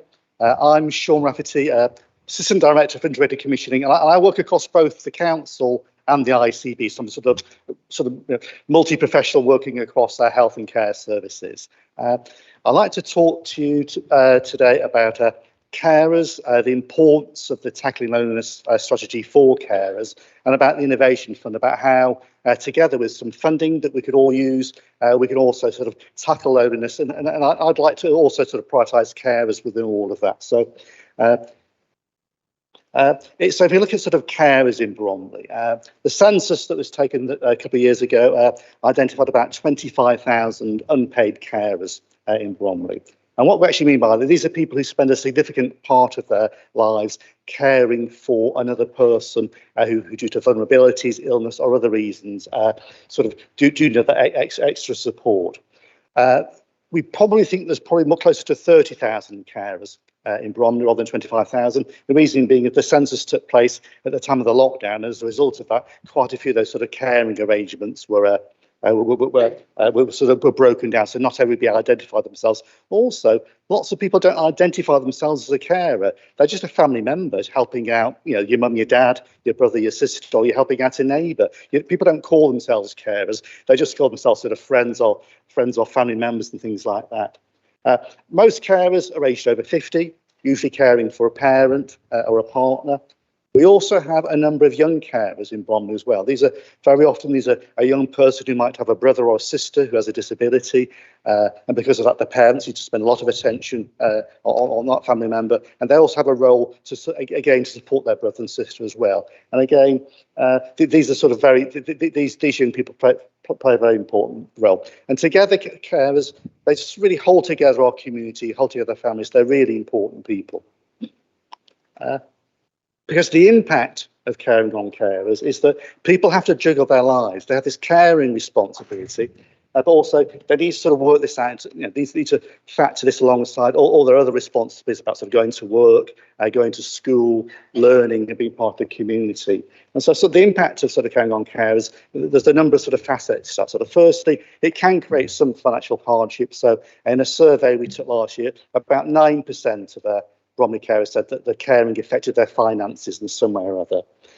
It does affect people's health and well-being. Certainly, older carers feel that their sort of health and well-being is impacted about their role as a carer. And again, young carers can often find themselves sort of missing school and missing friendships, really. But a really important part, one of these really big impacts of being a carer can be loneliness, in the sense that you're having to, you are spending time with your family and loved ones that you care for. And that means you're missing out on other opportunities as well. So this is really important, how the Tackling Loneliness work will overlap with and support carers. So, and as Naheed said, is we're trying to develop a new approach of a new offer to carers across health and care services in Bromley. So this is sort of early work, it's an emerging strategy, but what we're trying to do is to sort of bring together sort of a work and sort of relaunch the carer. So the priorities that we're looking to develop and agree over the near future will be, we need to do some more work about identifying, recognising, involving carers in the work that we do, develop our services, be able to listen to them more. I think carers will want more clear information, advice and support. They know where to get the support if they need it. Not all carers need support, but again, if you need that care support advice, where can you get it from? Who's going to help you? We have a range of activities about supporting people's health and needs who are carers. Again, and again, this link between this strategy, Tackling Loneliness strategy and the carers work, will be actually making sure that people have a life alongside their caring roles, and sort of time out some respite, some time for themselves, time to spend time with other friends, but also whilst we're doing that, making sure that the person they care for continues to have their care, whether at home or in other venues. So these are the things that we're looking at, and the key to this is actually making sure this isn't just about the council doing this or the NHS doing this, but we want to involve more agencies in this. And in a moment, sort of David Walker, I think we'll probably talk about a carers charter. in a moment. Yeah. So what we want to do is we want to create more opportunities, more activities that can actually help people reduce their loneliness and give people more support. And to do this, we have an innovation fund. It's an innovation fund that's been running in the council and with NHS for quite a long time now. But specifically, we wanted to sort of give priority of this fund for the foreseeable future around looking at tackling loneliness and support and linked to that supporting carers. So we have a pot of money. If you, your friends, your organisations have some ideas about how you might want to sort of create a new opportunity for carers, that could be sort of a day opportunity, a lunch club, a tea club, or maybe trying to set up an app, or maybe sort of buying some equipment that might help people out, or maybe just something quite as simple as organising some day trips or things like that. We are interested in hearing from you on that, and we actually do have some funds that can help people create that. And that could be sort of quite a big idea. So we want to set up a new service, but we need a bit of an upfront investment to help us do that, but whilst we're raising other funds. Or it could be something just very simple, saying as well, basically, we want to organise a tea club at this community centre, and we need some money to buy an urn or something like that. So we'd like to sort of put it out to people here to say that if you want to sort of really sort of involve yourselves in tackling loneliness, if you've got some new ideas, want to do something different for the community around this, then we do have this fund available for people. If you want to follow that up, if you go when you go to at the end of this conference, you go to the little break area, and there's Maya and there's Gay who are there sort of on a stall. They can tell you about the Innovation Fund. They can sort of maybe give the forms, sort of give you advice as to how you might sort of work with that. And really, I'd like to sort of maybe people sort of maybe leave today thinking about, if you've got an idea that you've had today, if you've been inspired by what people have said today about what we could do differently, what we could do new to tackle loneliness, then there's a way of helping you to do that. If you do need any money at all to help you achieve that. So hopefully you'll leave this conference thinking about some ideas about tackling loneliness. And if you're worried about how you can go about doing that, if you need some money, then hopefully we can help you. Thank you very much.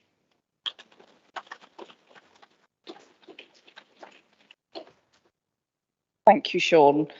Innovation Fund, do not forget that, very important opportunity. I think it's a really helpful grants process.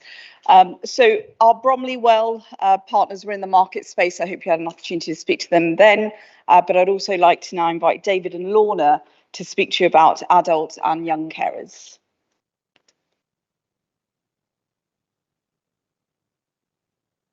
Thank you. Good morning, everyone. I'm going to do the probably less exciting bit first, and Lorna's going to do the slightly more exciting bit after me. So first off to say is thank you for inviting me this morning.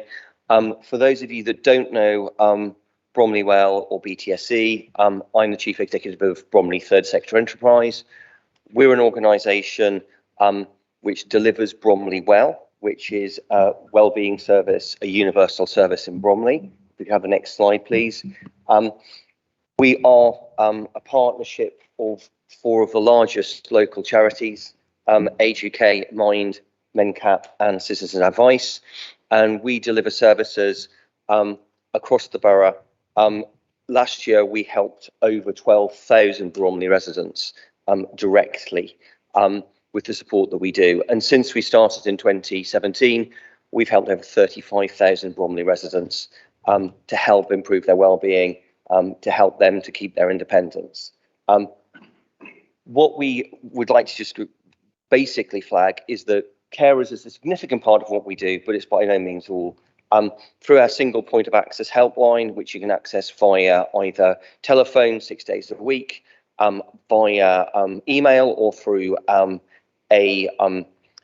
fairly new direct form via our website, which I was speaking to one of our council colleagues earlier and it's used only very recently. You can contact us, people can refer themselves or can be referred by anyone else to provide support to them and see what we can do. Through our single point of access, as I said, 12,000 people, we contacted last year. They then signpost onto a whole range of our services. And while I won't go through them all, what you can see from a lot of these, whether it's around our befriending services, our hospital aftercare services, long-term health condition support, as well dementia respite, as well as our carer services, a huge amount of what we do, as a function of what it does, supports people, helps reduce their loneliness and isolation. And it has a significant part to play. What I'm here to talk about today, particularly, is about Bromley Well Carer Service, and I'm very grateful to Sean for already flagging some of the key statistics around carers in this borough. 1 in 12, some estimates 1 in 11 of all people in the London Borough of Bromley have a caring responsibility. That's incredibly significant. It's worth pointing out that of the 25 to 30,000 that Sean pointed out, there are over 7,000 that are caring for someone over 50 hours a week. That's gone up significantly in the last decade. And it's also worth noting that Bromley has the highest number of over 70s in any borough in London. That's only increasing. It's interestingly getting a significant number of younger people as well, which is why that's part of the focus today. What I wanted to do talk a little bit about what Bromley Well Carers does. I want to also say there are other organisations in the room who support carers. We are by no means the only organisation that supports carers in this borough. We are, however, the largest. We are also funded by both the local authority and the NHS to support and provide this. So we are there. We are a universal service for anyone who needs support. What I should also say is of those 35,000+ people who we've supported over the last 6 years, 37.5% of those, in other words, 3 out of 8, identify as having a disability. And we know that disproportionately people with a disability suffer more from isolation and loneliness. So it's a really significant cohort that we support. Within the carers that we have over 4,000 carers on our records. Last year, we directly helped well over 1,000. And that covers 4 key areas of work that we deliver, supported by almost all of our partners. So adult carers, who are primarily older people, but not always. They're often, people in middle age supporting older parents, as well as partner supporting. And exactly as Sean said, many of those people in the first instance wouldn't regard themselves as carers. They think they're just, they're doing what they do to support their partner or their family. But we helped, close to 500 adult carers last year. We also have mental health carer support. That's extremely significant and work through our colleagues at BLG Mind, and indeed a significant amount with Oxley's and that in providing support for carers for what are often very challenging circumstances. We also work, and this is a definition that many people don't necessarily understand at first, mutual carers. Those are people who are very often older, who are often looking after younger and disabled, often learning disability or autism, but basically children or others. And they obviously, as you can imagine, have a significant challenge with loneliness and isolation, given the nature of the caring that they do. And we have work with hundreds. I think on average, we get referred currently about 180 young carers every year to a young carer service. We've worked with well over 600 of those within the London Borough of Bromley. So that's really significant in terms of what we do. The other thing is really, going on to the next slide, is actually what those services mean. So Sean talked a lot about what the challenges are. Our issue is basically, how do we support people? How do we support people to understand that they're not alone, that they are supported, that there is help out there, and we can also engage them with others in a similar position so they can share and understand their situation better. So what we also really try and do is tailor the support that we give to the groups that we deal with, and also try and make sure there's more than just one way. One of the real challenges with carers is, respite is a challenge, whichever way you look at it. Going along to meetings and groups is extremely challenging, particularly if you're dealing with someone with dementia. It's worth saying that whilst we do significant work on that, an awful lot happens through the Bromley Dementia Hub, which both Age UK and BLG Mind do significant work on. So to look at, just give some examples there, we have regular telephone check-ins. Very often that works best with mutual carers or older adult carers or caring those with dementia. We have a range of WhatsApp groups. They really came into their own during the pandemic, and they're just great in terms of being able to share information. A range of workshops, particularly for mutual carers and others, around IT, connectivity. There's a real issue with carers and a digital deficit, making sure they have access and support through people like Clear Community Web, doing workshops, looking at budgeting, doing cookery classes, things that people can enjoy and support with the person they're caring for, and a range of carers forums as well as social events. And where I say those have been extremely helpful in working with colleagues within the council, including Sean and Denise and others who are here today, in terms of really helping get that lived experience into the upcoming carers strategy and the carers charter that we're hoping will be an outcome of that. What I would say is, we're focused on carers and supporting carers, but we're well aware that a very significant part of this is the impact of loneliness and isolation on that agenda. And to refer, what I want to say as well is, obviously, the other thing we're able to do through Bromley Well is to refer people who are perhaps being supported in one of our pathways with something else as well. So you could have a carer who also has a long-term health condition. You could have a carer who potentially, if they're getting respite, can go to a befriending group. They may well want to use our advice services for advice and guidance on benefits, for support in terms of claiming things like attendance allowance and support behind that. So we were able to provide that wider support, which helps make sure that those people can live the best independent lives that they can and feel that they have genuine support behind them and they're not doing this on their own.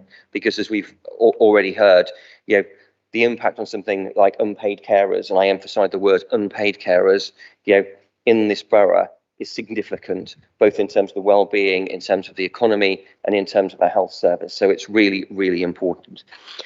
I've given you the kind of, this is the chapter and verse according to David Walker. So I'm going to stop doing that now, and I'm going to talk about what's much more interesting things that we've been doing, or rather invite Lorna to come up and to tell you what we've been doing with young carers.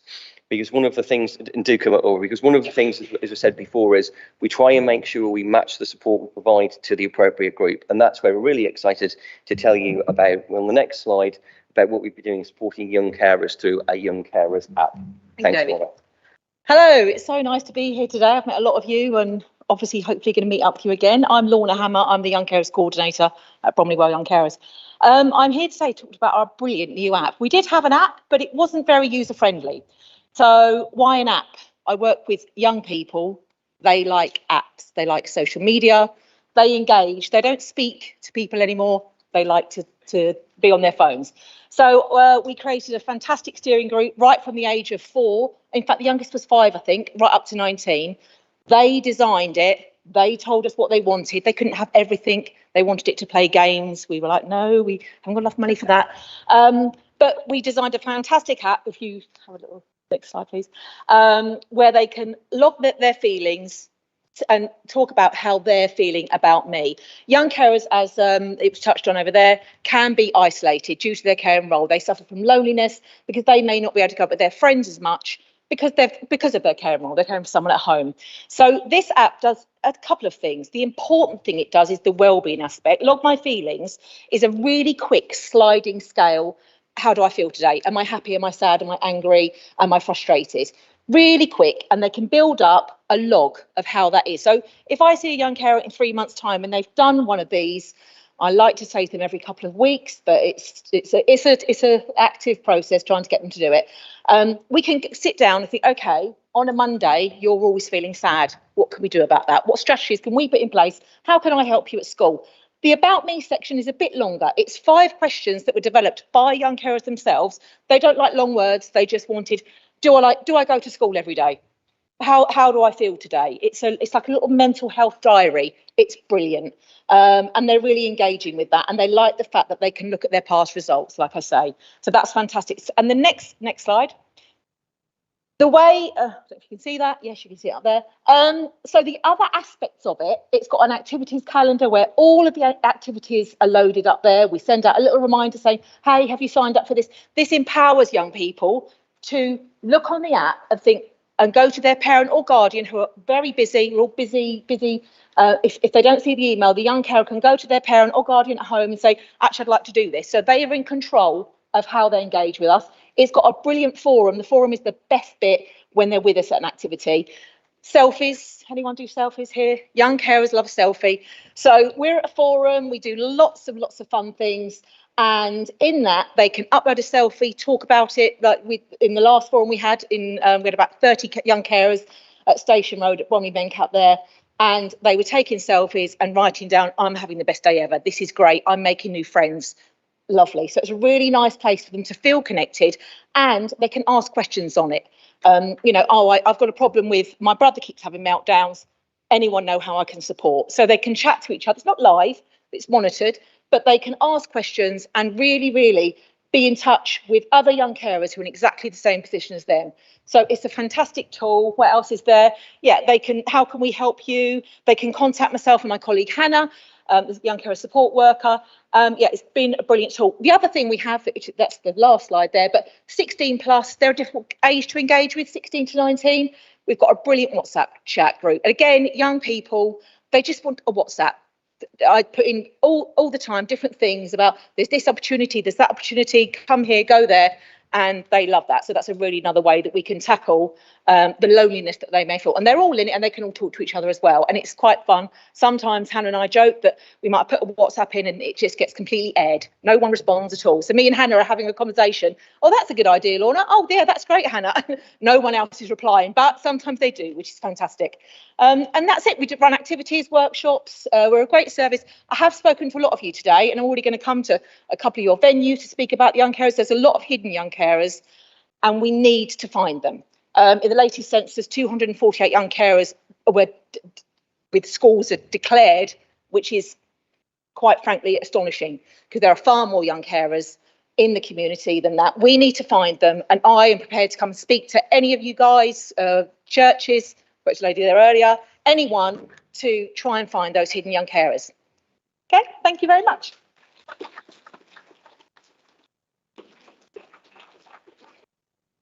Thank you, David and Lorna.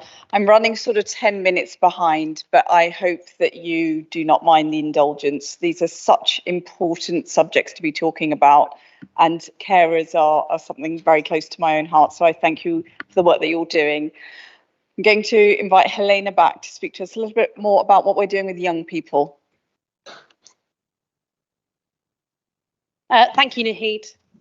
So over the last 9 months within my role, an area that I've been focusing and something that I'm really, really passionate about is helping to support groups within the community who is experiencing loneliness, which are our youngest people within the borough.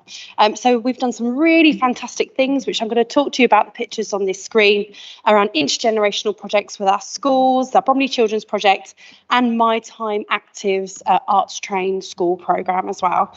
And I've had a fantastic opportunity of working with a school network at London Borough of Bromley at the Mental Health and Wellbeing Network in Leeds event. But first of all, I'm going to talk about the pictures that you can see here on the screen. So one of the first projects that I did with schools was actually at Christmas time. It was our Christmas card scheme. I asked the schools, after meeting them at a Mental Health and Wellbeing Leeds networking event, who would like to make some Christmas cards to perhaps deliver them within the community. Well, I was completely overwhelmed. We had 10 schools take part, all 6 children and family centres, and 2 My Time Active after school clubs as well. I asked for 600 cards. I got over 900. These were delivered by myself across the borough to 6 care homes, 6 extra care home schemes, 4 domiciliary care agencies. And there were so many that were left over from those that had requested how many that they liked, that we gave over 200 to the PRU, the Princess Royal University Hospital in Farnborough, St Christopher's Hospice in Sydenham, and others to children in looked after. This was so popular that the schools had requested that they'd like to do more, which was fantastic. News to my ears, as well as My Time Active and Bromley Children's Project saying that they would absolutely love to continue to do something like this. And therefore, we've got our Festival of Card Schemes. This is a fantastic project which is currently ongoing, which is engaging around the culture of our community and bringing people together from all different culture and religious backgrounds to engage in conversation where loneliness can be felt. So currently, the 4 pictures in the middle are our beautiful cards that we have received for Palm Sunday, which went to our Transform Bromley Borough. Food banks that was distributed the weekend before, and we received 378 cards, which is just fantastic. And recently we had Eid. I'm in conversations with the Alan Mem Centre in Bromley, And the schools and the Bromley Children's Project made 147 cards. These were delivered at Eid in the Park. We had some fantastic comments. One person said, "Oh, how thoughtful and kind." And someone else said, "That's a really lovely thing to do. It's made my day." How wonderful. Isn't it incredible? A card, something so small, made by someone who may be very young, can have such an incredible impact. So our card schemes, we know that Christmas time is usually the time, a calendar time in our year where loneliness can be felt, but that can also happen within various different religious festivals as well. So we're also working alongside our Jewish community and also our Hinduist community as well, to deliver them cards around the festivals that they have requested as well. So watch this space for more beautiful cards. So going back to the previous slide, we also have an intergenerational pen pal scheme, which is currently ongoing.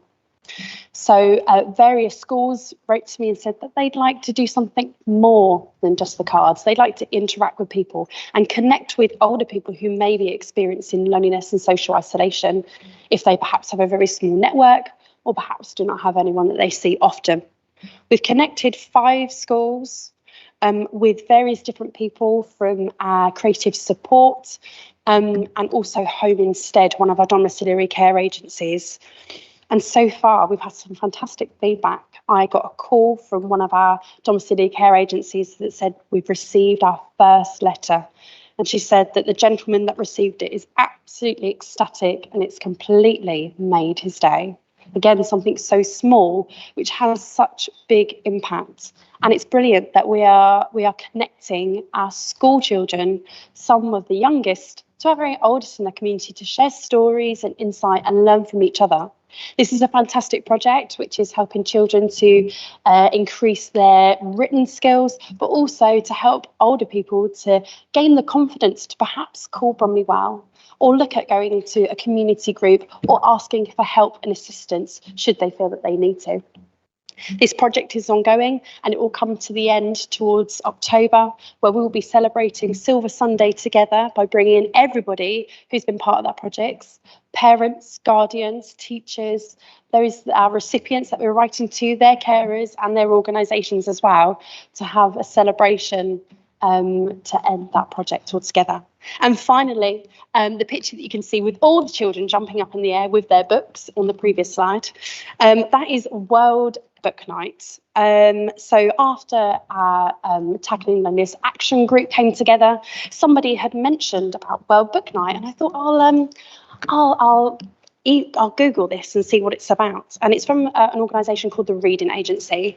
So once a year is World Book Night, where books can be ordered or an application can be put in to see if we might get some. So I thought I took a chance and I did. And to my surprise, which was fantastic, we received 80 books. And so with these children's books that we received, which is around inspiring stories around strength, we decided that we were going to donate them to various different groups. So out of these 80 groups, 30 of them went to our Children Looked After and are currently in our house for any child to read. 20 of them went to our young carers at Bromley Well, and this is some of our young carers which look ecstatic with their book that they've just received. 20 went to children who were receiving specialist services within the autism team at Bromley Well, and also 10 went to our Bromley Youth Justice System. Books have the power of bringing us together. And when we do feel alone, sometimes it's a great place to escape, but actually to escape with friends and colleagues in book clubs and those that may be taking part in book nights. These are really powerful tools which do not cost a lot of money. None of this project has cost anything, but it's incredibly impactful and it's a piece of work which I'm really, really happy with, and I'm really excited to see where it can go in my next 4 years. On to my next slide. I want to talk a little bit about the Mental Health and Wellbeing School Leads Network. So I currently have a regular termly slot there, which is fantastic. The Tackling Loneliness is an initiative which is important for schools and teaching staff to talk about. We're enabling schools to raise awareness of loneliness through projects and delivering school assemblies. I've currently delivered school assemblies to key stages 2 to 5, at various schools, including Kemnall Technology College, Crofton Junior School, St James's RC Primary School, and also Bishop Justice. I've now visited some of these schools several times, speaking to various different year groups to start the conversation around loneliness and how we can support young people to hold a conversation, how to ask for help, and what peer support information might be available to them. Many of these schools work with us during Children's Mental Health Week and help promote a leaflet which we specially created for young people within the borough to know about national and local peer support groups which they might be able to go to and use. Collaborated with other organisations such as Bromley Y, our social workers, guardianship, social prescribers and Bromley MenCap, who have all been on the Tackling Loneliness workshop. And from being on this workshop, some of these organisations have gone to not just talk about loneliness, but actually go on to have impactful and meaningful work within the groups that they're working with. I also regularly forward information to our mental health and wellbeing leads newsletter, which goes out every month. Within their bulletin, I've included information around our 3 big lunches, which you might have seen on my table. These are community events for our residents to attend. These have gone to schools. I've also sent information around educational seminars, specific loneliness resources, and also academic research, which our schools can take part in. This is a fantastic place to talk about loneliness with young people. It's getting our teachers on board and also getting them involved in how we can help not just support young people, but also to support carers and guardians as well. I can't wait to see what is going to happen in the next academic year and what we'll be doing to help, again, further the conversation around loneliness within schools. Thank you so much for having me again.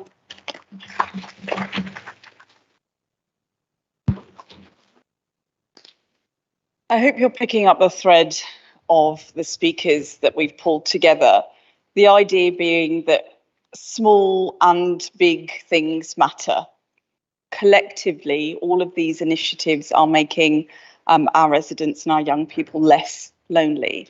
And that was the objective that Councillor Cuthbert and I spoke about in 2019. It wasn't about a big initiative from the council. It was about how do we galvanise the community? How do we get everybody engaged in that conversation and everybody contributing to mitigating loneliness? So I promised you 9 local speakers. My 9th is the Director of HR here at the council, talking to you about how the council is offering opportunities to staff to volunteer. So Charles, can I ask you to the podium? Thank you. Thank you very much. I couldn't recognize you when I came in because without your glasses and because we now work agilely as part of mental health. It's been a long time I've seen you face to face. So just before I do the protocol, the risk of having someone like me here is I'm a bit of a maverick, but I've only been given 10 minutes. So 10 minutes is probably not sufficient for me to do my show.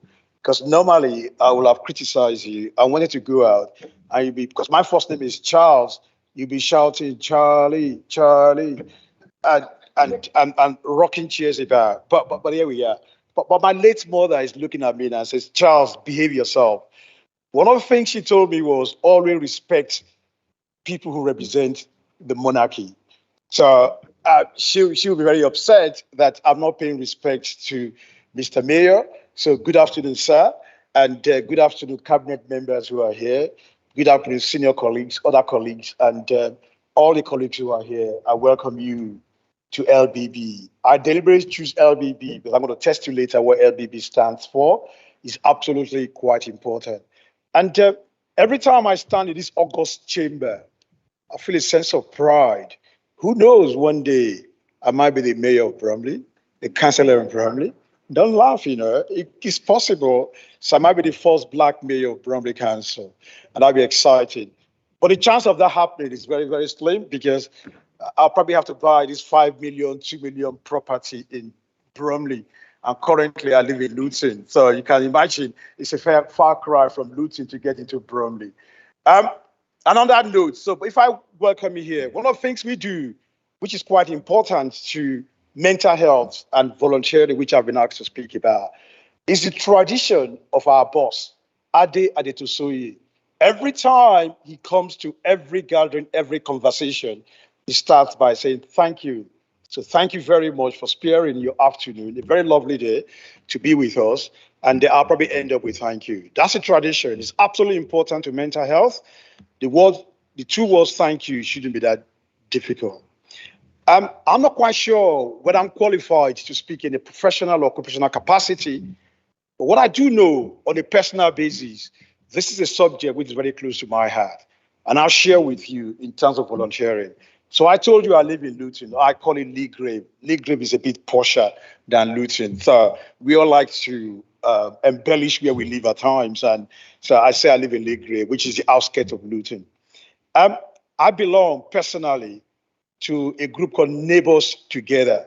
Neighbors Together has been going on for more than 15 years. And what we do to support Luton Borough Council is in our area in Luton, we bring people, irrespective of their protected characteristics, irrespective of their gender, but primarily elderly people and older people, to come out once a year to experience labourliness and be together and jolly together. It's absolutely important. It's quite key in terms of the subject of today, which is around loneliness. The other part of my personal experience, which in preparing for this, and I said, it's kind of coincidental, but very sad. A few days ago, I received a phone call from a friend and a colleague. We went to school together, an Army of Air Force officer in Nigeria. He called me and he said, my wife has just taken her life. She hung herself because she just couldn't take it anymore. So when it comes to mental health, we take it seriously. It could be you, it could be me, it could be you know the advert of National Lottery, it could be you. Any of us can experience mental health. None of us is immune to it, and loneliness is not nice. We want to be together. No one should be lonely, in my view.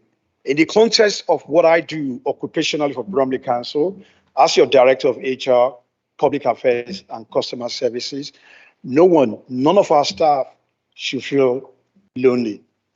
And it's quite important because kindness is at the heart of what we're talking about. Absolute kindness. And kindness is giving hope to someone who feels lonely. Can you do it? I don't know. We all sit here because you are the converts. But I challenge you, when was the next time you check on your neighbor to see if they're okay? And the same applies to me. I live in a close with 24 houses. The number of people I can identify in that close, if I bump into them on the street, are probably less than 3 families. That's a shame. 24 houses. The rest, we could bump into each other and probably have a row with each other. I wouldn't have a clue that we live in the same close. That can't be right. So the point I'm trying to make is that reach out to your next door neighbor and your next door neighbor and your next door. And that's the program we're trying to do in Luton, which is called Neighbors Together. And why mental health is important? It's important, and I'll come back to ARP staff in a moment. It is important because, as I understand it, 1 in 4, I believe the CDC, which is the Center for Disease Center in America, said 50% of us will experience mental health in our time. And I mean serious mental health rather than at a lower level, which every one of us will experience on a day-to-day basis. And showing that kindness, empathy is important.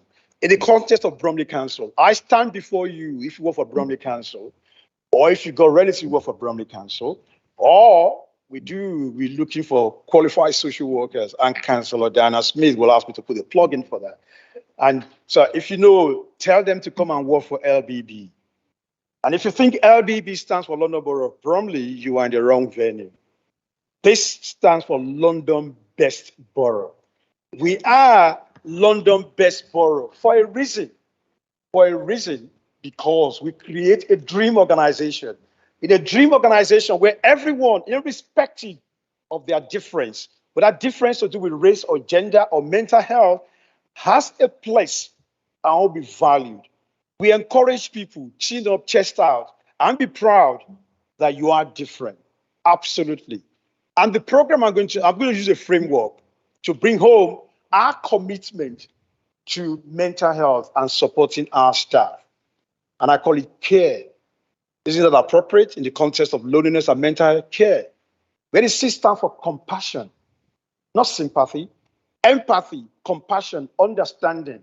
If Ade, my boss, if I, as your director of HR, think I can be having an issue at home that is stressing me out, and I'll come to the office on a Monday morning, I'll be firing all cylinder, then Ade has lost it completely. I've lost it completely. So we must be able to show compassion. How do we do that? Basic technique. People say to me, Charles, why is it all the time we bump into you, I ask them, are you okay?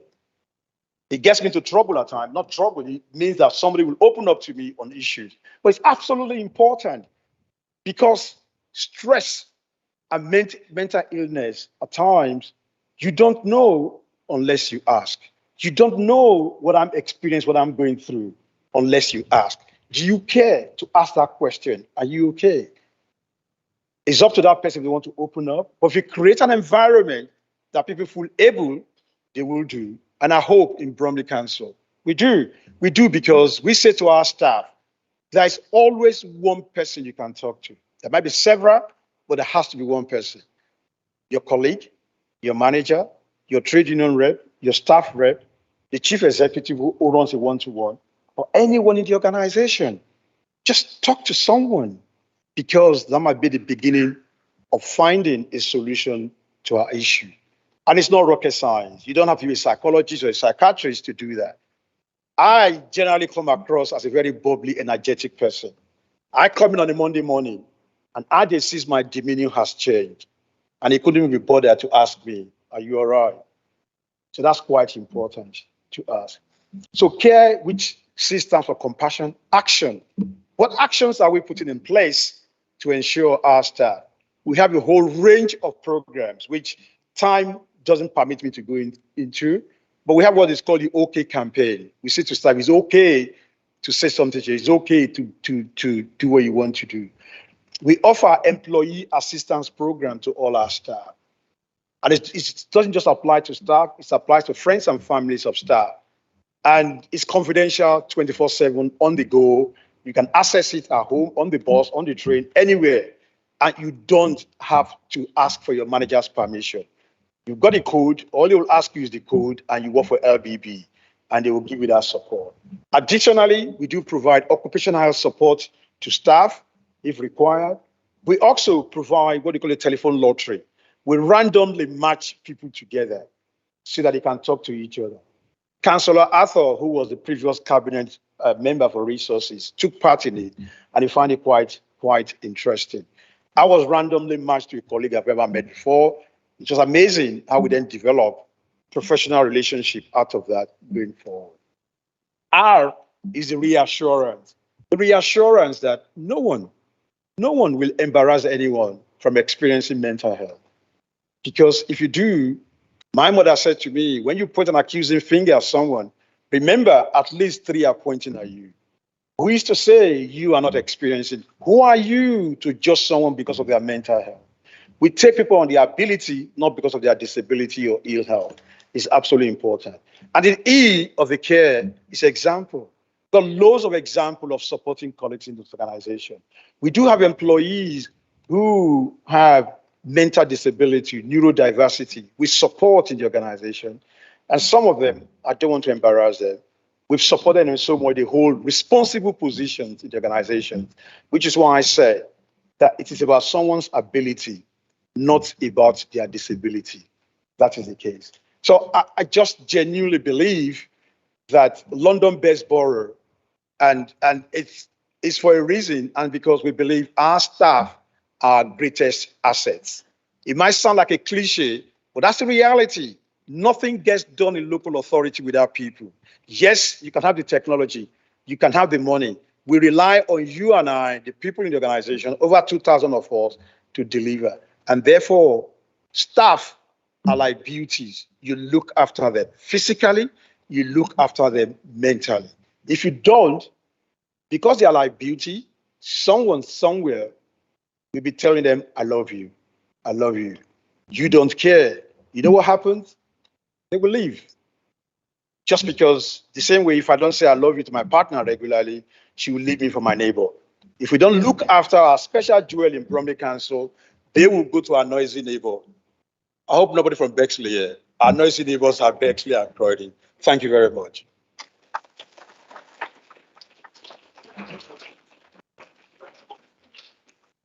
Thank you, Charles. We are one of the largest employers in the borough, so of course the well-being of our staff is really important. But actually, as Charles said, it was the Chief Exec's initiative to establish a volunteering policy, which allows all of our staff at least 2 days opportunity to give back to the community, because we do our paid work, but actually there's so much more that we can do, and we do, and we're very proud of that. So thank you for sharing those messages with us. Thank you very much for that. I did in my cycle, I got carried away on that.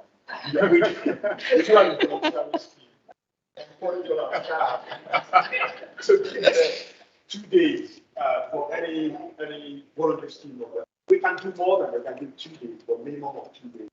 And it's very, very helpful because it helps people to cope with their mental health and also to give something back, which is why I do it. Thank you. I'm following the script anyway, everybody. Thank you, Charles. That's really thank you, Charles. So the first digital participation had 75 participants. The second I challenged you to do me one better. You did, I kid you not. 76 people got their phones out. It was you, Councillor. It was indeed. Thank you for that. Can I ask you to rumble through your purses again and for the final participation before we bring you the final speaker as well. So Helena, will you take us through the next participation activity, please? Right. As it says on here, you're gonna have 3 questions that you are now going to be able to answer. So the first one's quite personal. Have you ever been lonely? Have you ever experienced loneliness? Yes or no? You can only choose one answer. The second one, would you feel confident speaking to somebody about loneliness? And finally, would you know where to signpost someone if they're experiencing loneliness? Send in your questions. And here we go. So have you ever been lonely? Yes. So far at the moment, 85% of the room have experienced some kind of loneliness. That really shows in terms of the various different ages that we have here, people from various different backgrounds, people at all different stages of their life, that loneliness does not discriminate. Loneliness can affect us all. Thank you so much. Let's go to the next question. So, would you feel confident speaking to someone about loneliness? And that's fantastic that so many of you feel that you might be able to start a conversation, hold a conversation, or allow someone to come and speak to you about loneliness. That's brilliant.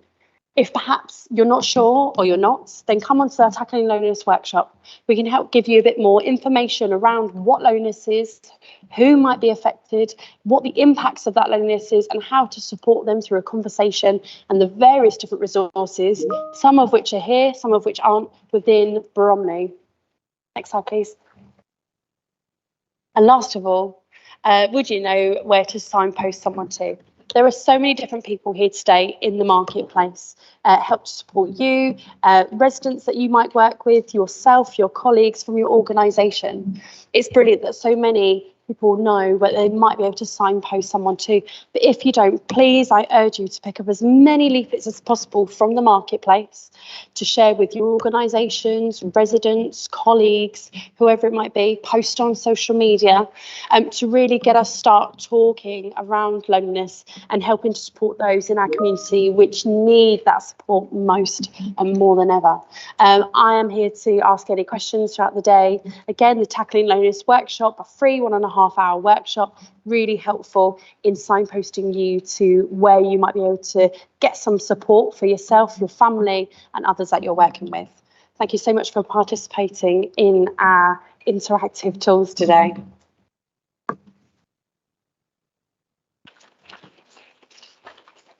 So do you remember, Councillor Cuthbert, that colleagues said, we don't know how to identify loneliness, we don't feel confident to speak about loneliness, and then when we do speak to someone, we don't know where to signpost them. those were the three things that we heard during our workshops in 2021. I feel really reassured by that. There's always more work to be done, but that feels like we're going in the right direction. So I thank you for everybody's participation. Our last speaker, I promised you 9 local people and 1 national. Our last speaker, I'm really delighted to be speaking to us today. His name is Robin Hewin. He's the Chief Executive of the Campaign to End Loneliness. And I wanted Robin really to speak to us a little bit about the national agenda, because although I'm really happy to be boasting about what Bromley's doing, we're also always really keen to learn from others. So please welcome Robin Hewin. Thank you for that very kind introduction. It's great to be in Bromley. It's where my mum grew up. It's where my grandma lived all her life, just about 500 yards away on Palace View. And so it's great to be here. And it's also great to hear about the fantastic work that is happening in Bromley. And to kind of pick up some of that as we kind of go through. Yeah, so thank you to Naheen for the introduction, and also I just want to say thank you to Helena for her great work, kind of spearheading this strategy, and also what you in the audience may not know about is the really helpful work she does, sharing that activity with others who are looking to tackle loneliness in their local authorities, in their context. She's been a great advocate for Bromley right around the country. So thank you, Helena. And I also want to say thank you for the councillors for coming. I'm extremely impressed by your ability to wear a suit and chains in this context, where I'm kind of sweltering just a shirt. But yes, so if we move to my next slide, I just want to briefly introduce us as an organisation. So we were founded about a decade ago because lots of people cared about this issue and were interested in it, but there was no place for them to connect. And so what we are about is about building the evidence base about loneliness, which is both the kind of the very kind of academic side of it, but also a lot of what you do about loneliness is very much about the kind of how do you practically make things happen. And so we're a place where those different groups can come together to build a much better evidence base, and the improvement in our understanding of loneliness has been really, really rapid in the last decade or so. We also try to build the community of organisations who care about this issue and work together. And finally, we're here to make the case for action on loneliness, because we think that this is one of the most serious issues facing our country. But also when we get this right, we make a massive difference to people's lives as individuals, to people's lives as communities. And also I'm particularly reminded of this on the 7th anniversary of the murder of Jo Cox, that when we come together better, we are much better at fighting different types of extremism, and we can make our collective political decisions much better together when we kind of come together. And I think that one of the reasons why I think there has been so much kind of political energy around this issue is around trying to create that better way of talking to each other, a better way of relating to each other, so that we can have a much better political conversation. So if we move to my next slide, I just want to talk briefly about what we're covering, to try to give a sense, I think, of what the impacts of loneliness, what causes it, and we've got some particular data from London, but also the kind of wider evidence base. And I think that the thing which I'm always most keen to talk to people about when it comes to loneliness is to help us think about what loneliness feels like. Because I think that makes the case for action, but also helps understand what to do about loneliness.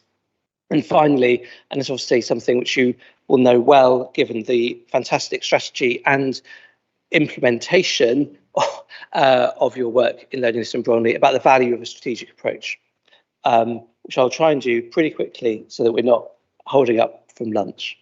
So thank you. This is just quickly what we're talking about here, but you'll probably know that by now, that loneliness is subjective. Some people need lots of social contact, some people need very little. Sometimes we're lonely because of a lack of relationships of one type or another. Sometimes we're lonely because of bad relationships. Should we move to the next slide? And I think that we have this kind of points about how loneliness, particularly when it's aligned with other parts of social disconnection, like social isolation and living alone, is absolutely up there as a major health risk factor. It's something that's been recognised by the World Health Organization, the US Surgeon General, and the UK government in its own strategy. There are a number of ways in which that happens. Some of it is at the kind of the stress response. Some of it is because the kind of psychology, being the feelings of loneliness, make it hard for us to do things like sleep well. But probably the most important one is that when we are connected, we can do the difficult and sometimes slightly boring things we need to do to look after our health. But we get the motivation to do that from our relationships. We're much more, for example, I used to work in diabetes, and we tried lots of ways of trying to get people to get checked out for type 2 diabetes. And we found that if we said, do this because it's good for you, people didn't really care. We found that if you said, do this because you'll be better able to support the people you care for, everyone went. It's kind of very striking. We're motivated by the people around us. So move to our next slide. But I think that the other thing I would add about this is that we often understand things by its impact on our physical health, but I think that just tells you how deeply loneliness can cut. So just in terms of why people are lonely, sometimes it's to do with things which are individual to us. So our particular kind of psychological makeup. It may be things which have particularly happened to us in our lives, and kind of transitions and change can be a really big factor. But also our kind of social context, so where we live and how we live, and very particularly if we feel safe and welcome. So I think what Charles was talking about just now, about trying to create a borough and a workforce that really accepts its difference and is open to talking to people, that type of kind of, those types of norms and valuing people really make a difference. On my next slide just helps to try to, it might be a little bit small, but it tries to show how, as we go through life, there's lots of things that might cause us to be lonely. Young people can be lonely, middle-aged people like me can be lonely, and people in later life can be lonely as well. And there are different kinds of kind of risk factors. There are a lot, but the kind of key thing really is about kind of things that change our social relationships can cause us to be lonely, particularly if they're particularly stressful or worrying, such as being very worried about money, or being bullied. And I think the single most important one is being bereaved. And I think we've heard a bit about action on that today. For just a very obvious reason, if loneliness is not having the social relationships we want, when we're bereaved, it leaves a very deep hole. So on my next slide, we talk about some of the more specific London findings. I think I'm not going to go through all of these, but I'm very happy for these slides to be distributed. I think the one that I would pick out, a couple that I will pick out particularly, I think I'm always very struck by the extent to which being LGBT makes people much more likely to be lonely, despite the great progress that we have made as a society. Similarly for disability, that this is something, lots of loneliness is caused by change, but also with disability, it doesn't change, and sometimes it gets worse, and people who are disabled are much, much more likely to be lonely.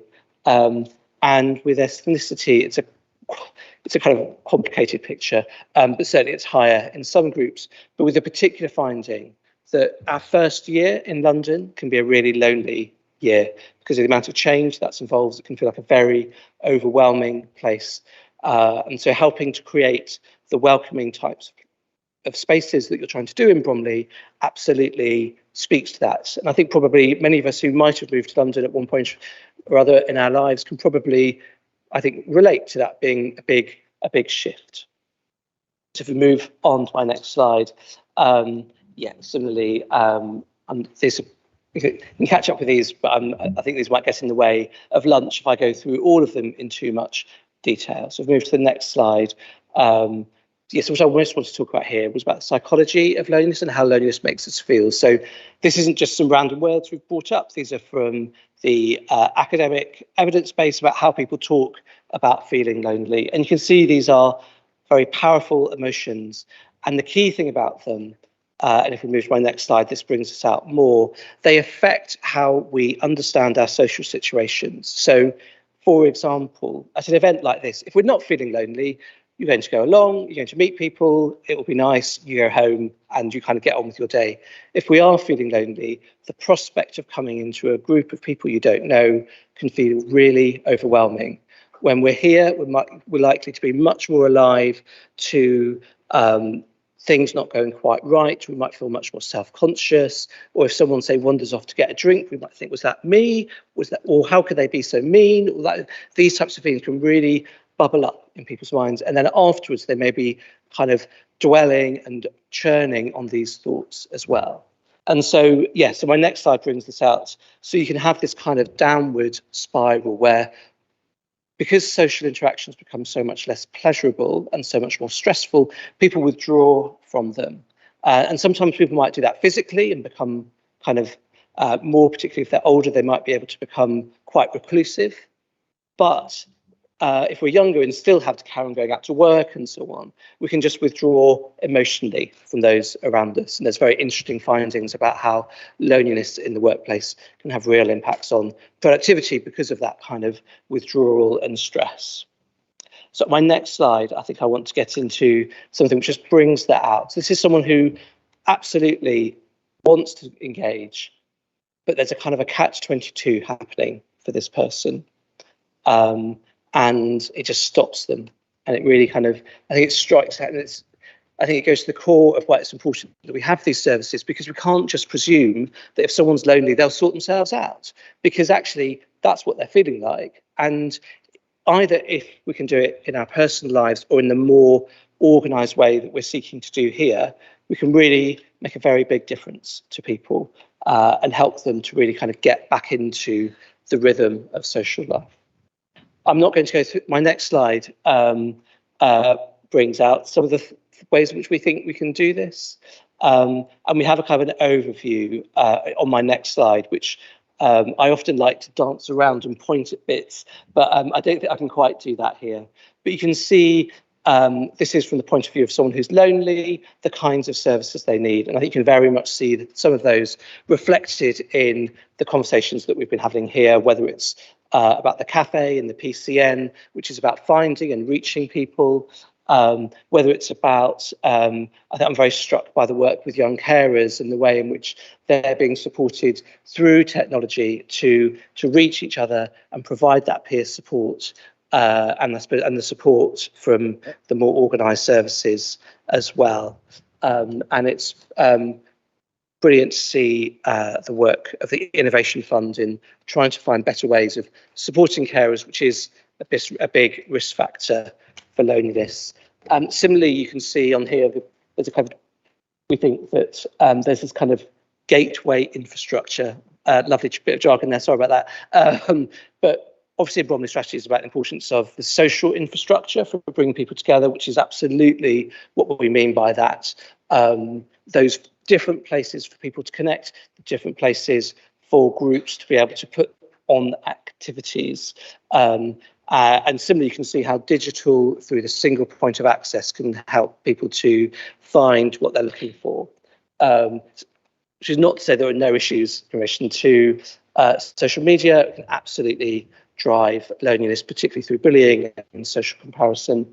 And finally, obviously in London, we're lucky to have pretty good transport, but also there's more we need to do to make sure that places feel walkable and that they're accessible to everyone. That if you've got, and making sure that everything we're doing to improve the accessibility of our transport system to a really wide range of people isn't just making their lives a bit more convenient, a bit less annoying, it's helping people to be more connected in ways that will, I think, really, really matter to them. And finally, there's the types of kind of groups and befriending that are absolutely one of the kind of core parts of the strategy that you've put together. So I think that we can see here that there's a fantastic amount that Bromley is doing right. And I think the reason why we think it's important, not just that these things exist, but the reason why it's so important to have a strategic approach is they work best, not when they exist, but when they know about each other and they're able to connect. Because fundamentally, there isn't one way of tackling loneliness. It's about pushing together this kind of brilliant patchwork quilt that gives us the social connections we need to live really good lives. And so thank you ever so much for everything that you're doing today. And I'm very delighted to be invited here. So thank you all.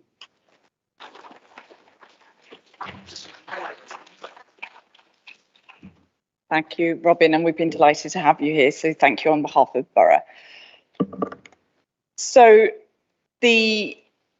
I hope through this morning you've picked up some ideas, and that's stirred a bit of an appetite to do more.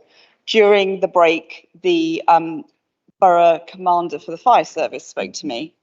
He was here this morning. He said, "Need actually." My fire officers and volunteers quite often meet members of the community that may well be lonely. And actually, I'm going to send them on your training course. Could you do something bespoke for us? Because we can reach out to vulnerable members of the community. And I put his hand off for it. Of course I did.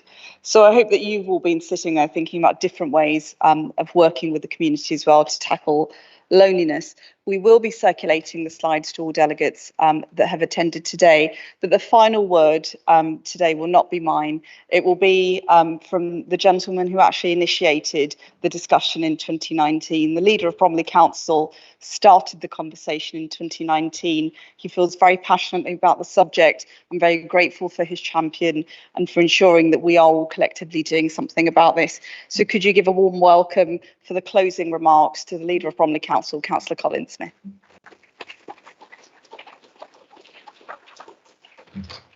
Well, thank you all very much indeed for coming along. For those of you that were here in 2019, it's quite remarkable that 4 years have passed so quickly. Real blink of an eye stuff. We've had some tough times, we've had some interesting times, but we've come through it together. And together is key to this. This is a partnership across the borough, across organisations, across all social classes of all descriptions. Politics are irrelevant. What drives everybody in this room is to do things better and help people. And that to me makes me certainly very, very proud to be the leader of this fine borough. And I'm sure I speak for all the other councillors in the room when I would say I imagine they feel exactly the same too. So above all else, thank you very much indeed for coming along today. I truly hope you've got something positive out of this. Naheed set the objectives earlier in the morning. I hope that what you've heard today sates those thoughts, sates your needs. And if not, obviously, Naheed or indeed Helena will be absolutely delighted, I know, to receive emails, telephone calls after the event. Just looking back, I think, ironically, the problem has got bigger. Who would have thought in summer 2019 what was just around the corner? Knocked us all sideways, didn't it?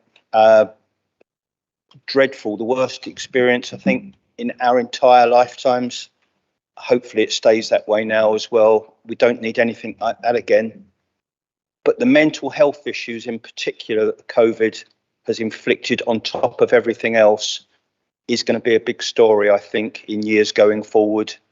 And that is another effort, another reason we need to really double down on this agenda and make it work. Like many people here, I suspect, I didn't really think much about loneliness, didn't know much about it.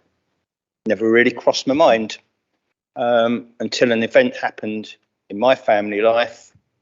And it's like so many things and so many services, you don't really think about stuff too much until it impacts you. And it was a hard lesson, but that penny drops moment, and I hope and I believe that that is exactly where everyone in this room is.